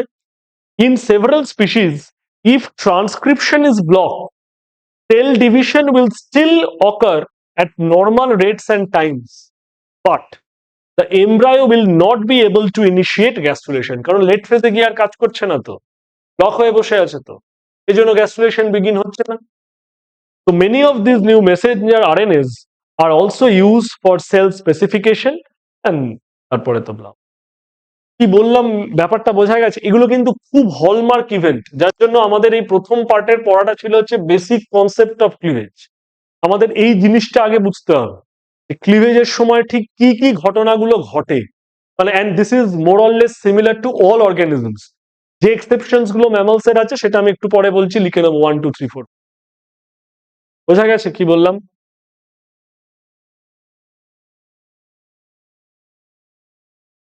এখানেও একই জিনিস, আলাদা করে কিছু বলার নেই। এখানে সিম্পলি বাইফেজিক এবং গ্যাপ ফেজ গুলো অ্যাড হলে কিরম দেখতে হয়, এই ছবি খুব পরিচিত আমাদের একটা ছবি, নাথিং নিউ।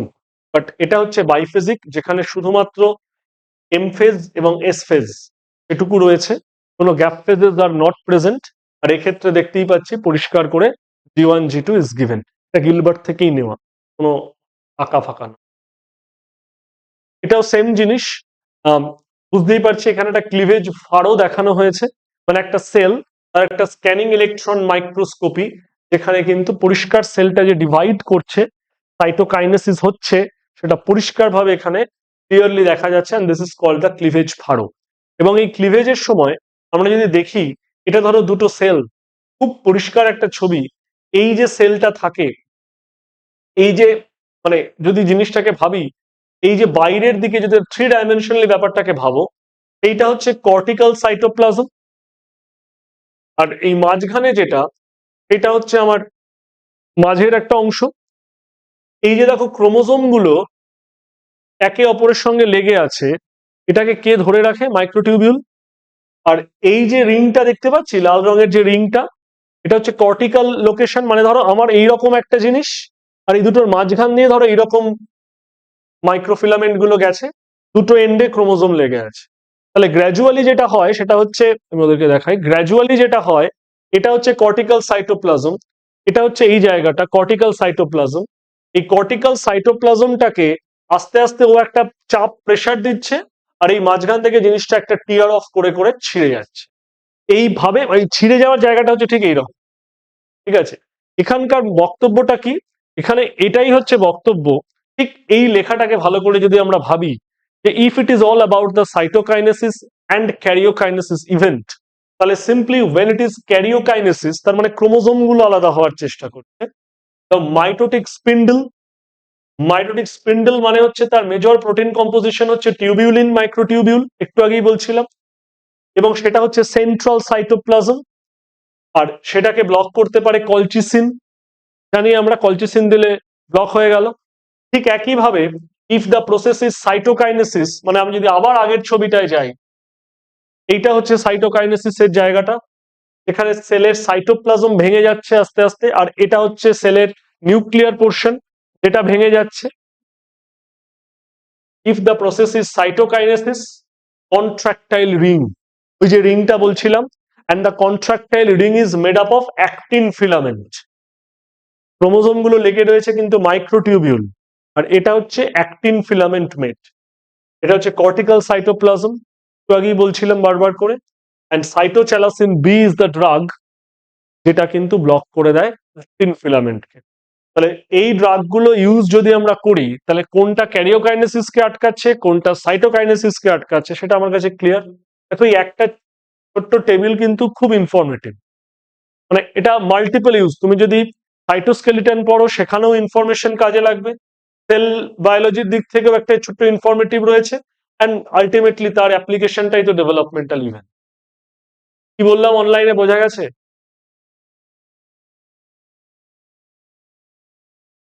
এখানেও একই জিনিস পরিষ্কার করে লিখে দেওয়া রয়েছে। তার মানে আমার টেক হোম মেসেজ কি এই ছবিটা থেকে, যে এটা হচ্ছে during the cleavage or sell division event, যেখানে cytokinesis as well as karyokinesis is taking place.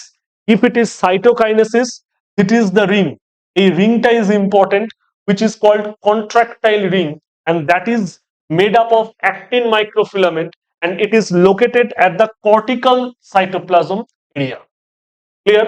And when it comes to the karyokinesis event, it is the disrupting a microtubule proteins গুলো, which is made up of microfilament, যারা karyokinesis event কে cater করছে, and all these are located at the central cytoplasm. মানে এটা যদি আমার রিংটা হয়, এইভাবে সাইটোপ্লাজম এই কন্ট্রাক্টাইল মাইক্রোফিলামেন্ট গুলো আছে।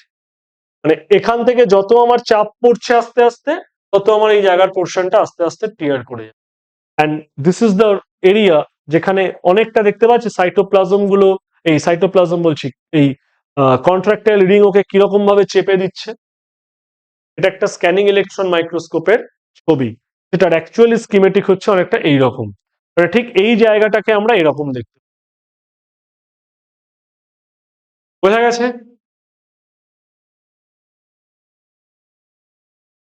ক্লিয়ার সবার কাছে? গুড।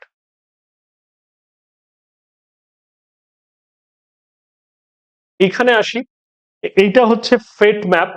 আমরা আস্তে আস্তে বলেছিলাম যে আমরা একটু একটু ইনিশিয়েশন অফ গ্যাস্ট্রিকটাকে আমরা ডিসকাস করে দেবো, যখন ক্লিভেজ প্যাটার্নটা শেষ হয়ে যাচ্ছে, which is nothing but the cell division. Cleavage মানেই হচ্ছে it is associated strongly with the cell division event.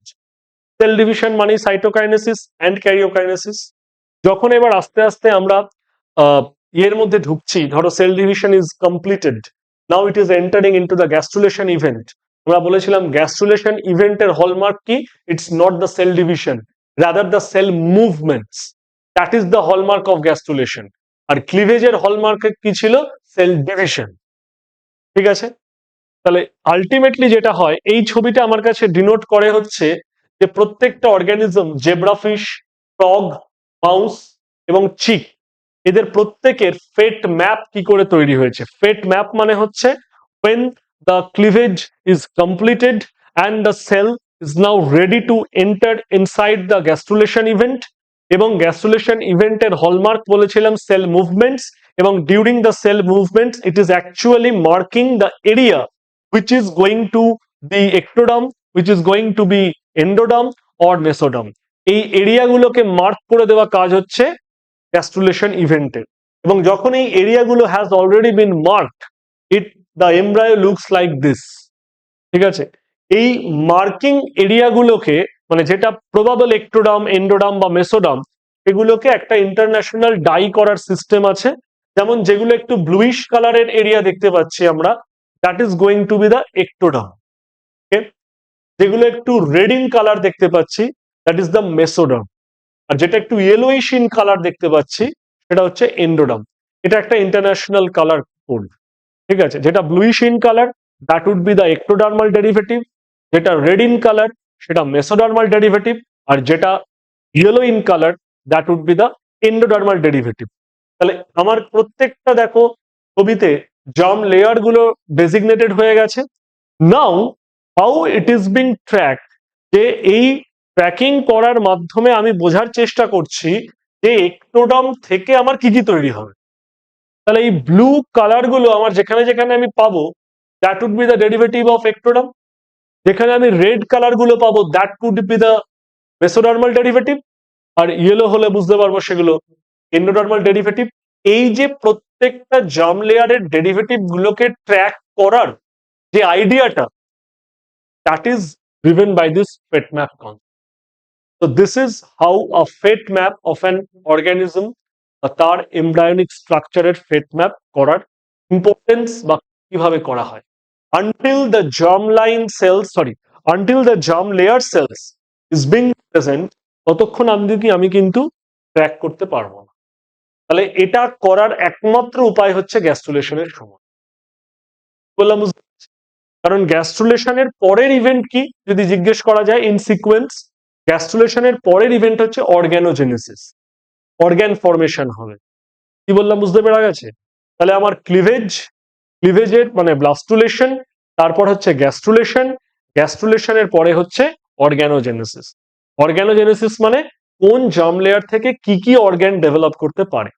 যেমন আমি বলছি আমাদের skin is the derivative of ectoderm, তাহলে আমরা দেখতে পাবো যে আমাদের স্কিনের কালারটা একটু ব্লুইশ হচ্ছে, that indicates that it is the derivative of, কারণ আমি এটাকে মার্ক করে রেখেছি with the blue in colour.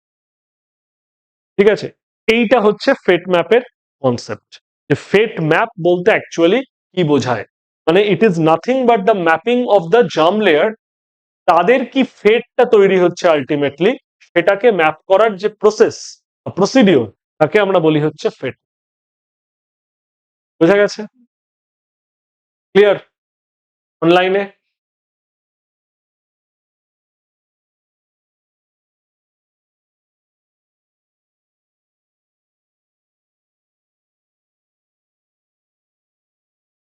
এটাতে আমি একটু পরে আসছি।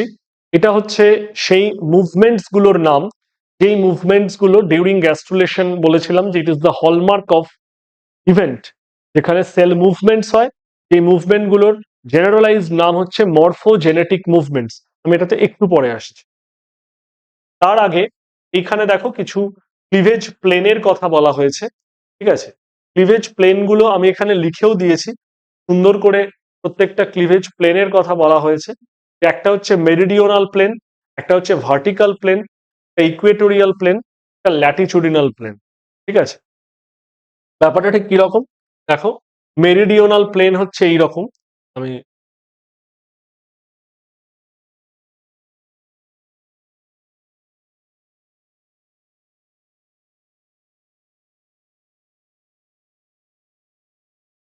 যদি এটা একটা ক্লিভেজের সেল হয়ে থাকে, যদি এইরকম ডিভিশন হয়, এইটা হচ্ছে মেরিডিওনাল।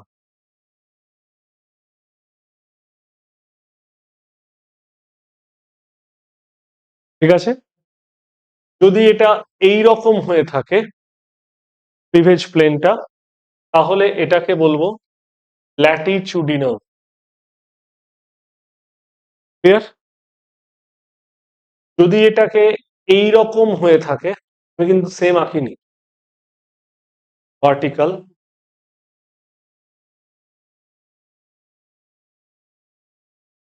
যদি এটা এই রকম হয়ে থাকে, ইকুয়েটোরিয়াল।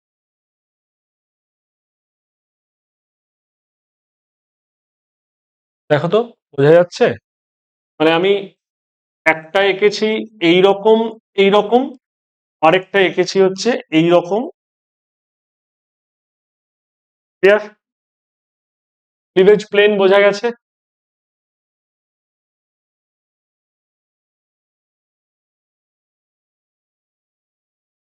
অনলাইনে বুঝতে পেরেছি ক্লিভেজ প্লেন?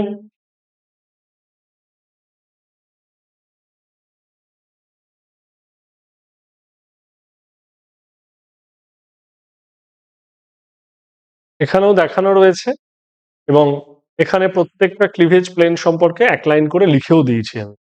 ঠিক আছে, যাতে বুঝতে অসুবিধে না। এটা পরে লাস্ট, এই ফেজের আমাদের যেটা লাস্ট পোর্শন, এটা হচ্ছে এই মরফোজেনেটিক মুভমেন্টস গুলো। ঠিক আছে, এইগুলোকে আমরা বুঝি। মরফোজেনেটিক মুভমেন্টস কিন্তু ক্লিভেজের অংশ নয়। আই রিপিট, মরফোজেনেটিক মুভমেন্টস বা এই সেল মুভমেন্টস কিন্তু ক্লিভেজের অংশ নয়, গ্যাস্ট্রুলেশনের পার্ট। তার মানে যখন সেলের সমস্ত ক্লিভেজ প্রক্রিয়া done, now it is ready for entering into the গ্যাস্ট্রুলেশনে ঢুকলো এবং তার আইডিয়াল হলমার্ক হচ্ছে সেল মুভমেন্টস। আমরা শুরুতে ব্লাস্টোসিলের কথা বলেছি। ব্লাস্টোসিল মানে হচ্ছে সেই ভ্যাকেন্ট একটা fluid filled cavity of blastula stage, যে হচ্ছে সেই ফাঁকা জায়গা যেখানে সেল মুভমেন্ট করার জন্য অপরচুনিটি দেবে। ঠিক আছে, ইউজুয়ালি ঠিক যদি এই রকম দেখো সব ভ্যাকেন্ট স্পেসটাকে ঘিরে তৈরি হচ্ছে। যদি আচ্ছা এখানে আমি এটা দেই,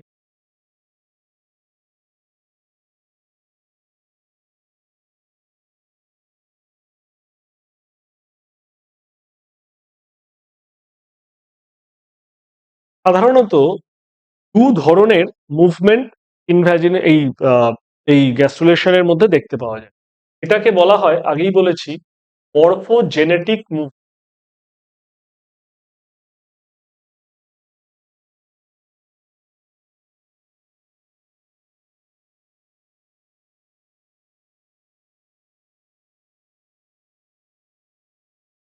ঠিক আছে, মরফোজেনেটিক মুভমেন্টস এইটা বেসিক্যালি অফ টু টাইপস। একটা হচ্ছে এপি বলি, আরেকটা হচ্ছে এম বলি।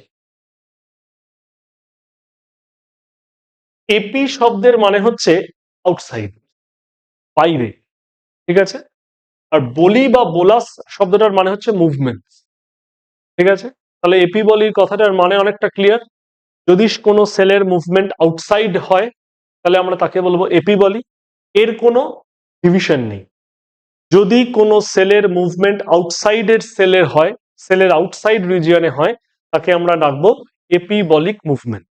ক্লিয়ার? যদি এইরকম কোনো মুভমেন্ট ভিতরের দিকে হয়, দ্যাট ইজ এমবলিক। এম কথাটার মানে হচ্ছে ইনার বা ইনসাইড। কি বললাম, বোঝা গেছে? ইনার বা ইনসাইড। আর বলি মানে তো বললামই মুভমেন্টস। তাহলে যদি কোনো cellular movements inside of the cell হয় তাহলে আমরা তাকে বলবো হচ্ছে এমবলি। আর বাইরের দিকে হলে তাকে আমরা বলবো এপিবলি। বোঝা গেছে? এপিবলি মুভমেন্টের আলাদা করে আর কোনো ভাগ নেই। এমবলি মুভমেন্টকে ভাগ করা যায় 4 ভাগে। কি কি? একটা হচ্ছে ইনভ্যাজিনেশন,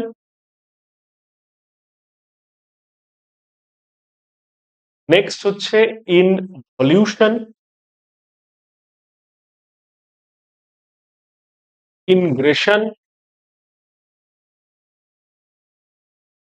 অ্যান্ড ডিল্যামিনেশন।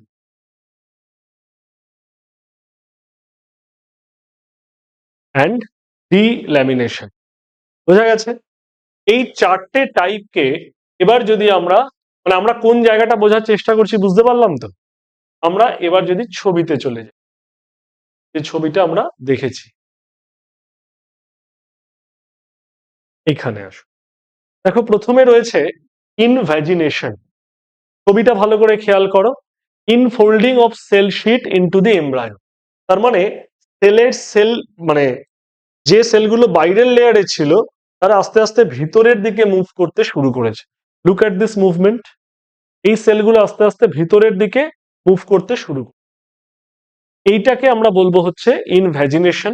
মূলত এর মাধ্যমে এন্ডোডার্মাল যত জায়গা আছে, এন্ডোডার্ম, দেয়ার ছিল এন্ডোডার্ম, তো এন্ডোডার্মই রে বাবা, এই এন্ডোডার্মাল রিজিয়ন গুলো is being formed through the ইনভ্যাজিনেশন। Clear? Involution ব্যাপারটা কিরকম?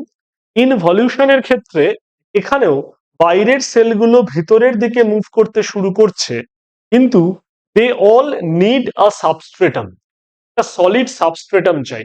মানে ধরো আমার যদি ঠিক দরজার মাঝখানে একটা গেট থাকে, এখান দিয়ে ধরো লোক ঢুকে এদিক এদিক এদিক ওদিকে বসে পড়লো, ঠিক আছে, ইউনিট ওয়াইজ, তাকে বলবো ইনভ্যাজিনেশন। কিন্তু ইনভলিউশন হচ্ছে ধরো ওই দরজা দিয়ে ঢুকলো, ঢুকে দেয়াল বরাবর ঘেসে ঘেসে ঘেসে ঘেসে গিয়ে এরকম বসছে, এরা এরকম ঘুরে এসে এরকম বসছে। দুটো এক প্রসেস নয় কিন্তু।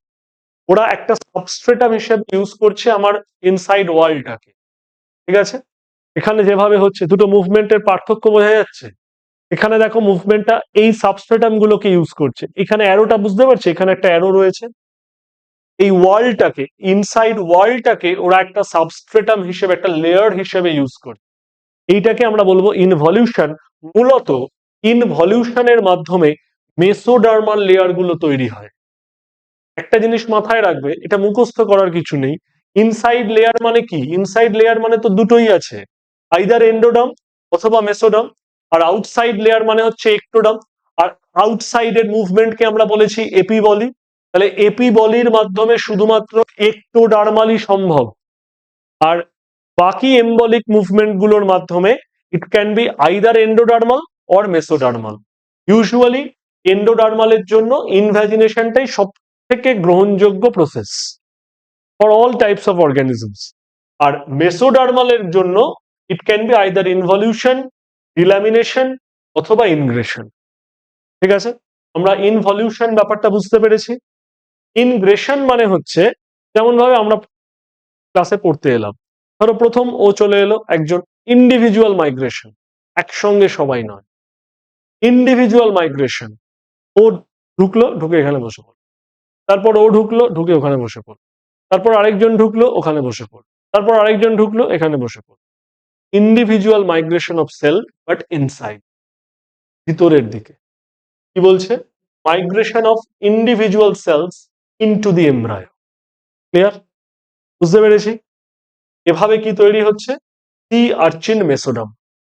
এই মেসোডার্মাল জিনিসই তৈরি হচ্ছে, খালি organism to organism it varies. ঠিক আছে, নেক্সট হচ্ছে ডিল্যামিনেশন। ডিল্যামিনেশন মানে হচ্ছে এক একটা সেল শিট, ধরো এক একটা এক একজনের সঙ্গে প্যারালালি লোকেটেড, এক একজন এক একজনের সঙ্গে প্যারালালি লোকেটেড। দেখো এখানে সেল শিট এরা, মানে ধরো ব্যাপারটা ঠিক এইরকম।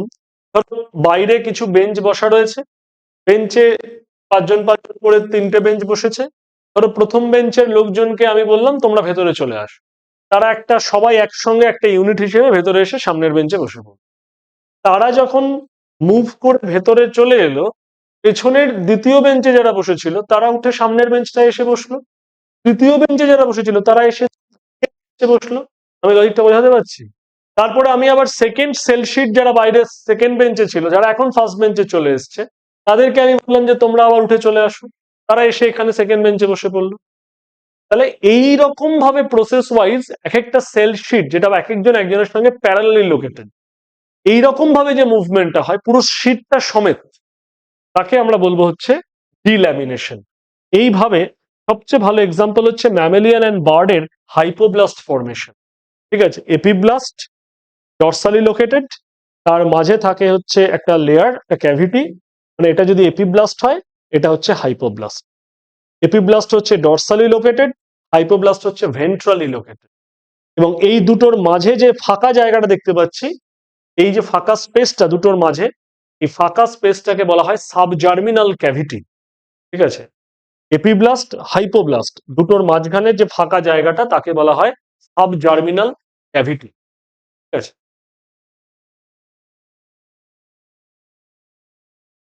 ক্লিয়ার? এইগুলো দেখো যা বললাম, ইনভ্যাজিনেশন, ইনভলিউশন, ইনগ্রেশন এবং delamination, these are all inside movement.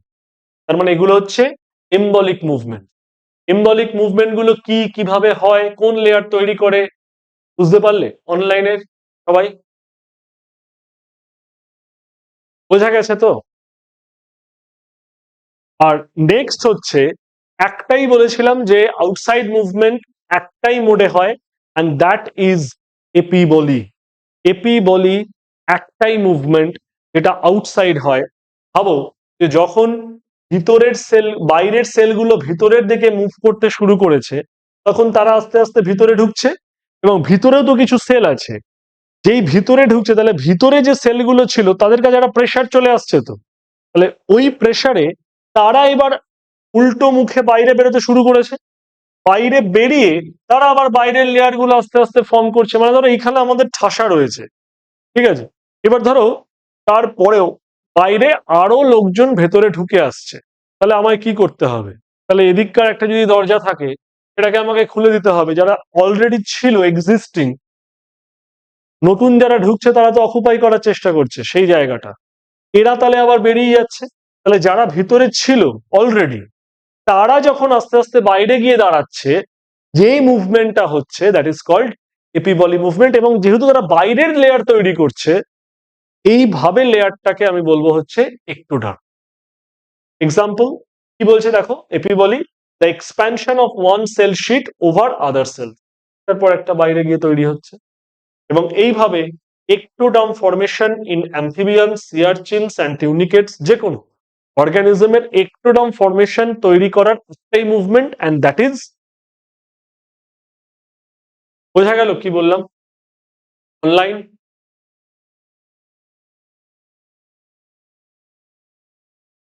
Good. তাহলে এই গেল হচ্ছে আমার basic architecture of cleavage and blastulation. বোঝা গেল? ক্লিয়ার? কোনো ডাউট, কোনো কিছু যা আমরা আলোচনা করলাম এতক্ষণ ধরে?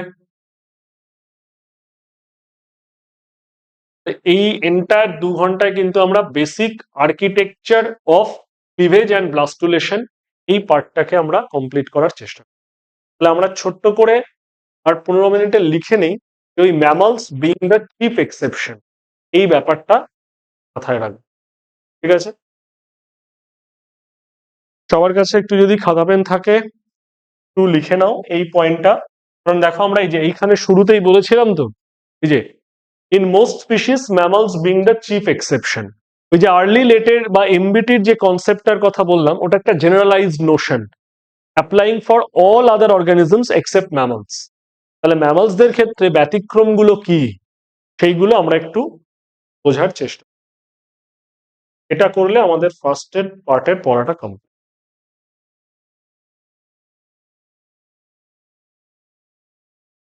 বলছি, আমি বলছি, আমি বলবো কিছু। এখানে কি লিখবে? এখানে এটা তো লেখাই রয়েছে।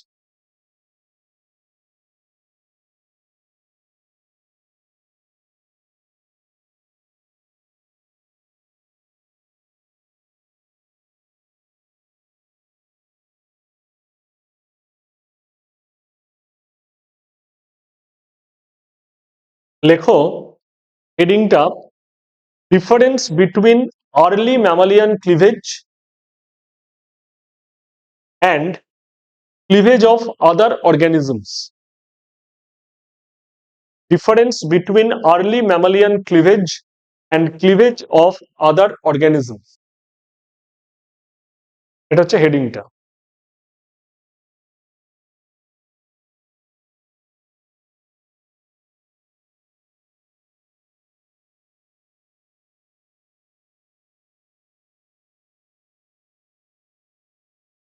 বলে লিখছি, mammalian cleavage, mammalian cleavage turned out to be, mammalian cleavage turned out to be strikingly different, strikingly different from most other patterns of, from most other patterns of embryonic cell division.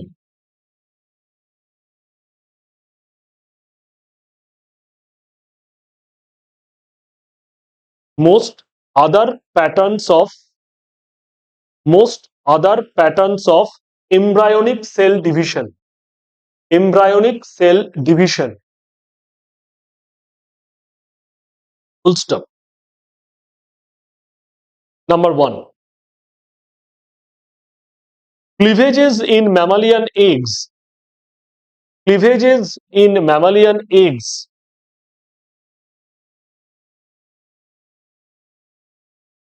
are among the,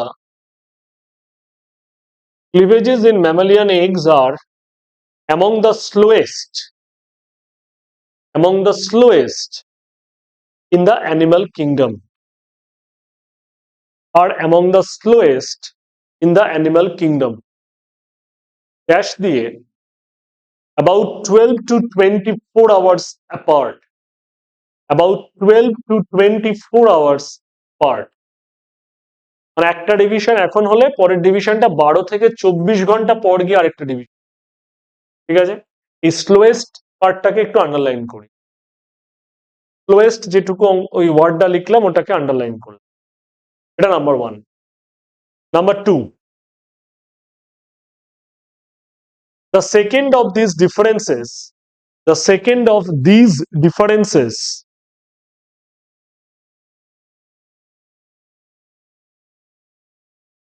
in the unique orientation of mammalian blastomeres, the unique orientation of mammalian blastomeres, unique orientation কথাটাকে underline করব। Unique orientation of mammalian blastomeres with relation to one another, with relation to one another.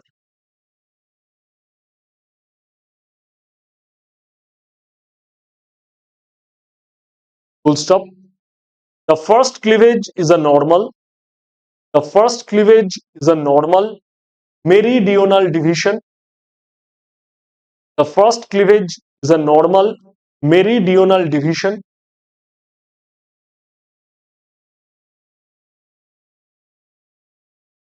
Meridional মানে বুঝতে পেরেছি, the meridional division, comma.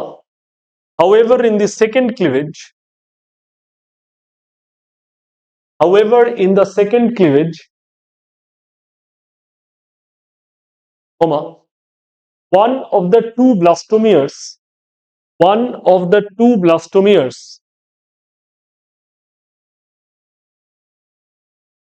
divides meridionally. One of the two blastomeres divides meridionally, and the other divides equatorially, and the other divides equatorially.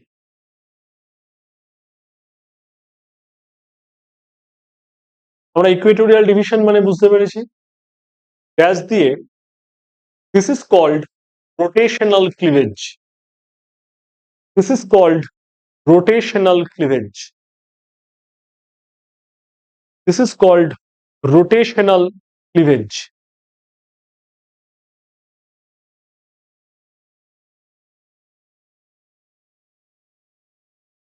Number three,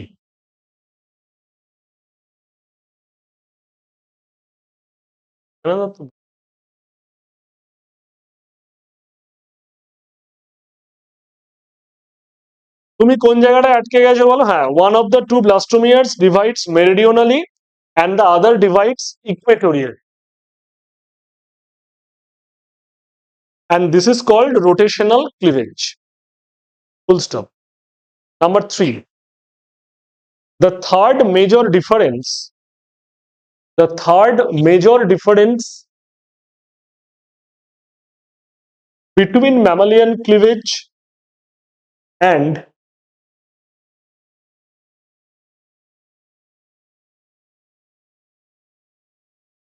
that of most other embryos, and that of most other embryos is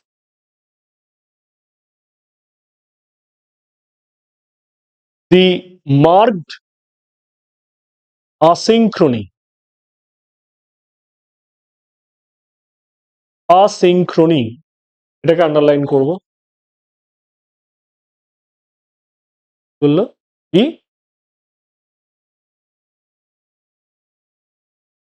is the marked মানে remarkable, না লিখলেও হয়, is the marked asynchrony of early cell division. বুঝতে পেরেছি, early sell ডিভিশনেই অ্যাসিনক্রনি achieve হয়ে যায় in case of mammalian embryo. Full stop. Mammalian blastomeres, continue. Mammalian blastomeres do not all divide at the same time. Mammalian blastomeres do not all divide at the same time.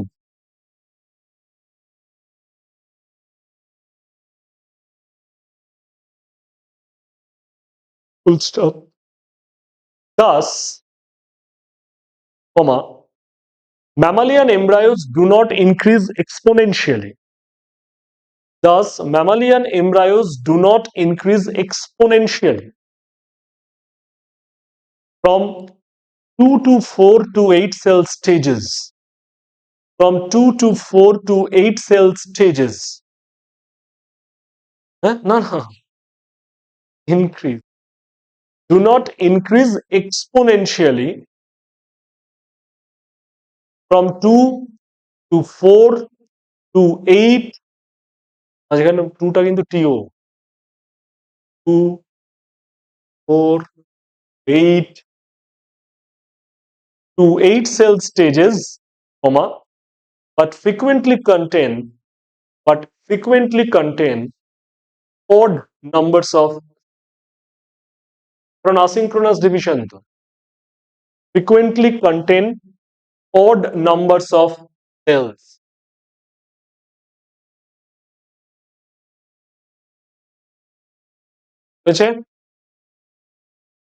Full stop. Next point, number 4. তাহলে এইখানে ওই আসিনক্রনি বলে যে জায়গাটা ওটা underline করে রাখবো, আসিনক্রনি বলে জায়গাটাকে আন্ডারলাইন করে রাখবো। Number 4. Unlike almost all other animal genomes, unlike almost all other animal genomes,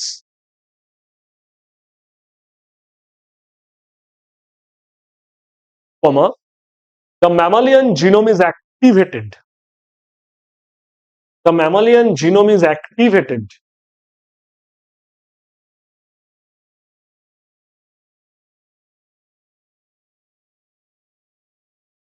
during early cleavage.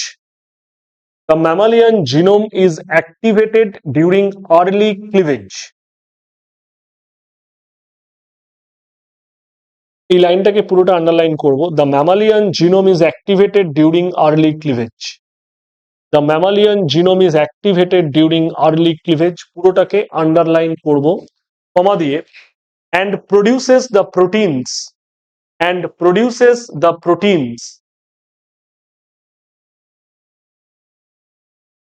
necessary for cleavage to occur. Produces the proteins necessary for cleavage to occur. Full stop. Continue. In the mouse and goat, মানে ছাগল,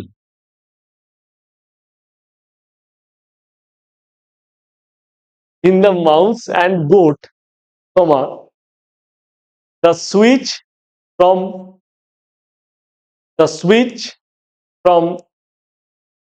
maternal to zygotic control, the switch from maternal to zygotic control occurs at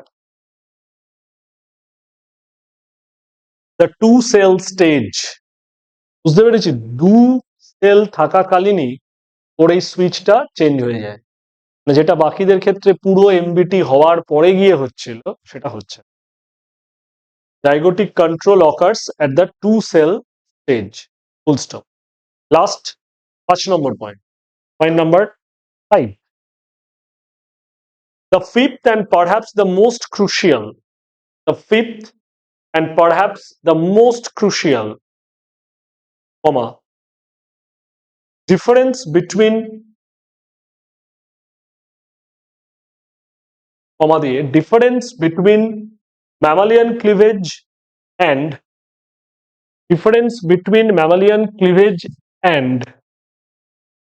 all other types involves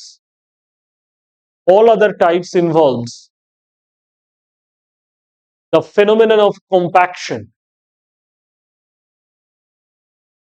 and all other types involves the phenomenon of compaction. Compaction কথাটা underline and full stop. Compaction কাকে বলে জানি না, ছোট্ট heading. Compaction কাকে বলে আমরা ছোট করে একটা নোট মতো লিখে রাখি, কম্প্যাকশন। বুঝতে পেরেছি?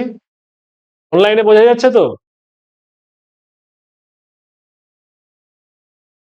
ঠিক আছে।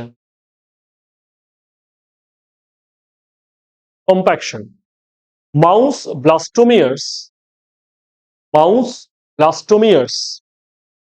through the 8 cell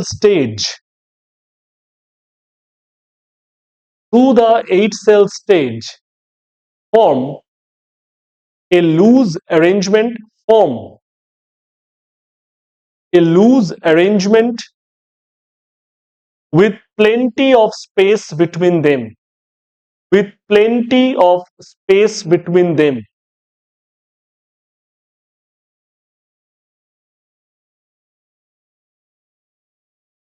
Loose arrangement with plenty of space between them. Plenty মানে কি অনেক, plenty of space between them. Full stop. Following the third cleavage, comma, following the third cleavage, comma. However, the blastomeres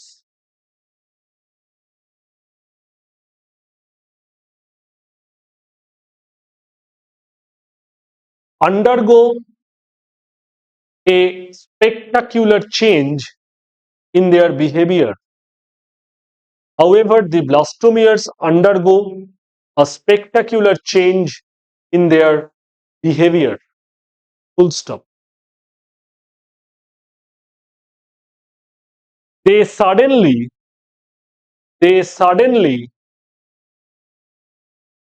huddle together. মানে একটা loose arrangement ছিল, এটা হঠাৎ করে একটা কম্প্যাক্ট সেলে পরিণত হচ্ছে। They suddenly huddle together, comma, maximizing their contact with one another,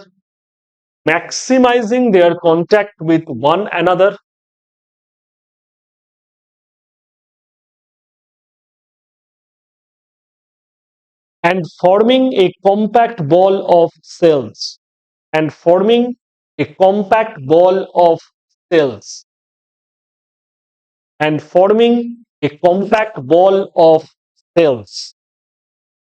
full stop.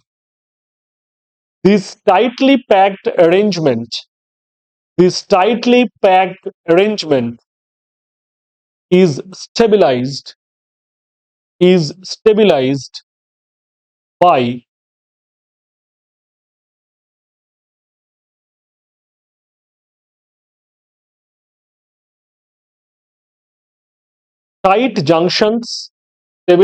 by tight junctions that form between the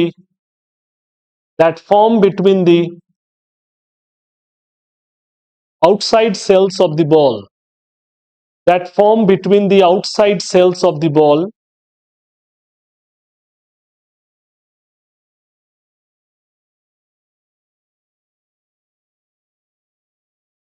full stop.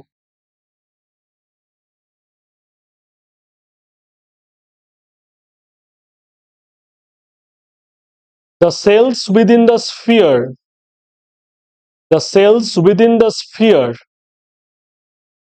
মানে বুঝতে পারছি গোলক।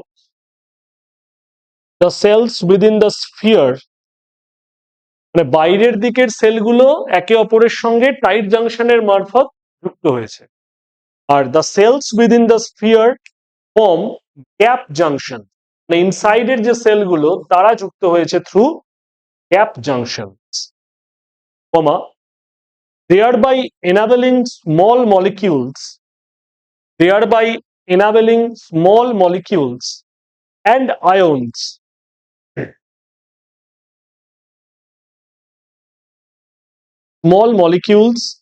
ions to pass between them. Full stop. বোঝা গেছে অনলাইনে লোকজন?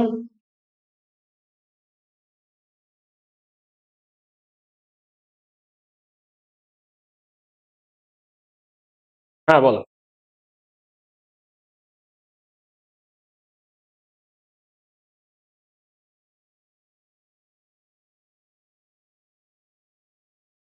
রাইট।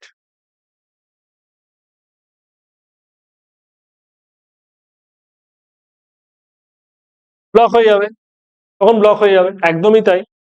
সেজন্য যদি ওইরকম কোনো প্রশ্ন দেয়, ভালো করে কেয়ার করতে হবে, দেখতে হবে যে সেখানে ম্যামেলিয়ান ক্লিভেজের কথা উল্লেখ করা হয়েছে কিনা। আমি যে বললাম যে মানে 98% অর্গানিজমের ক্ষেত্রে যেগুলো আমরা পড়লাম সেই নোশনটা ফলো আপ হয়। Mammals is the chief exception. কি বললাম বুঝতে পেরেছি? তাহলে যদি ইন কেস অফ ম্যামলস কথাটা কোথাও লেখা থাকে, তাহলে আবার সেই বুঝে আনসার করতে হবে। আর যদি না লেখা থাকে, তাহলে আমাকে ইন জেনারেল আনসার করতে হবে। বুঝতে পেরেছি কি বললাম?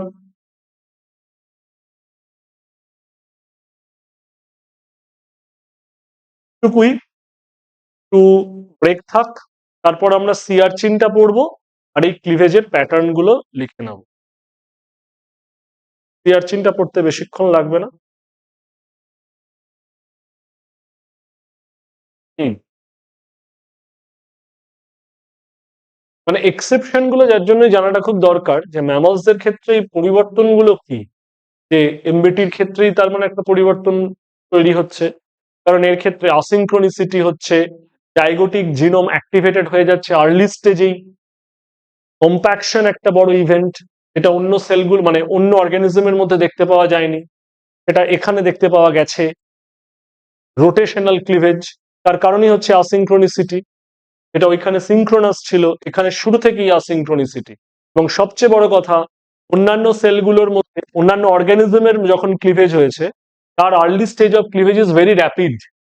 ওয়েল, এখানে কি slowest among the animal kingdom. Animal কিংডমের মধ্যে সব থেকে স্লোয়েস্ট হয় হচ্ছে ম্যামালিয়ান। ফারাক কিন্তু যথেষ্ট পরিষ্কার। বুঝতে পেরেছি কি বললাম? বলো।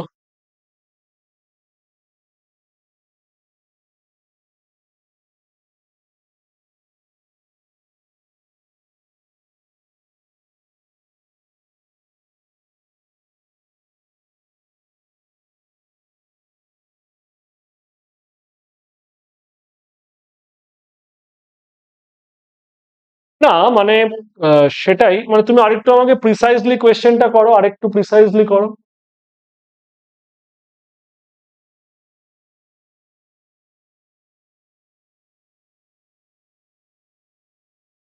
হ্যাঁ, থাকছে তো।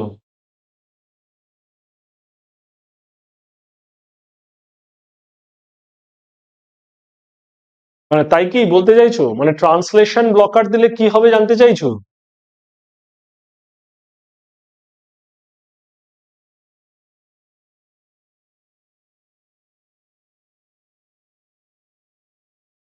হ্যাঁ, থাকবে তো, অবশ্যই থাকবে, কারণ জিনোম মানে ডিএনএ লেভেলেই তো অ্যাক্টিভেটেড হয়ে আছে, এবং সেটা আর্লি স্টেজ অফ ডেভেলপমেন্টই, বুঝতে পেরেছো?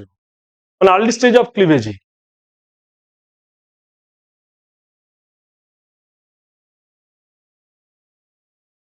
বলো।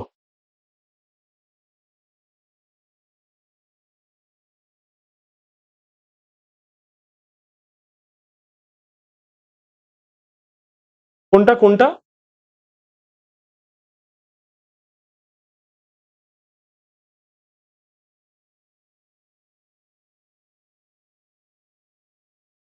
হ্যাঁ,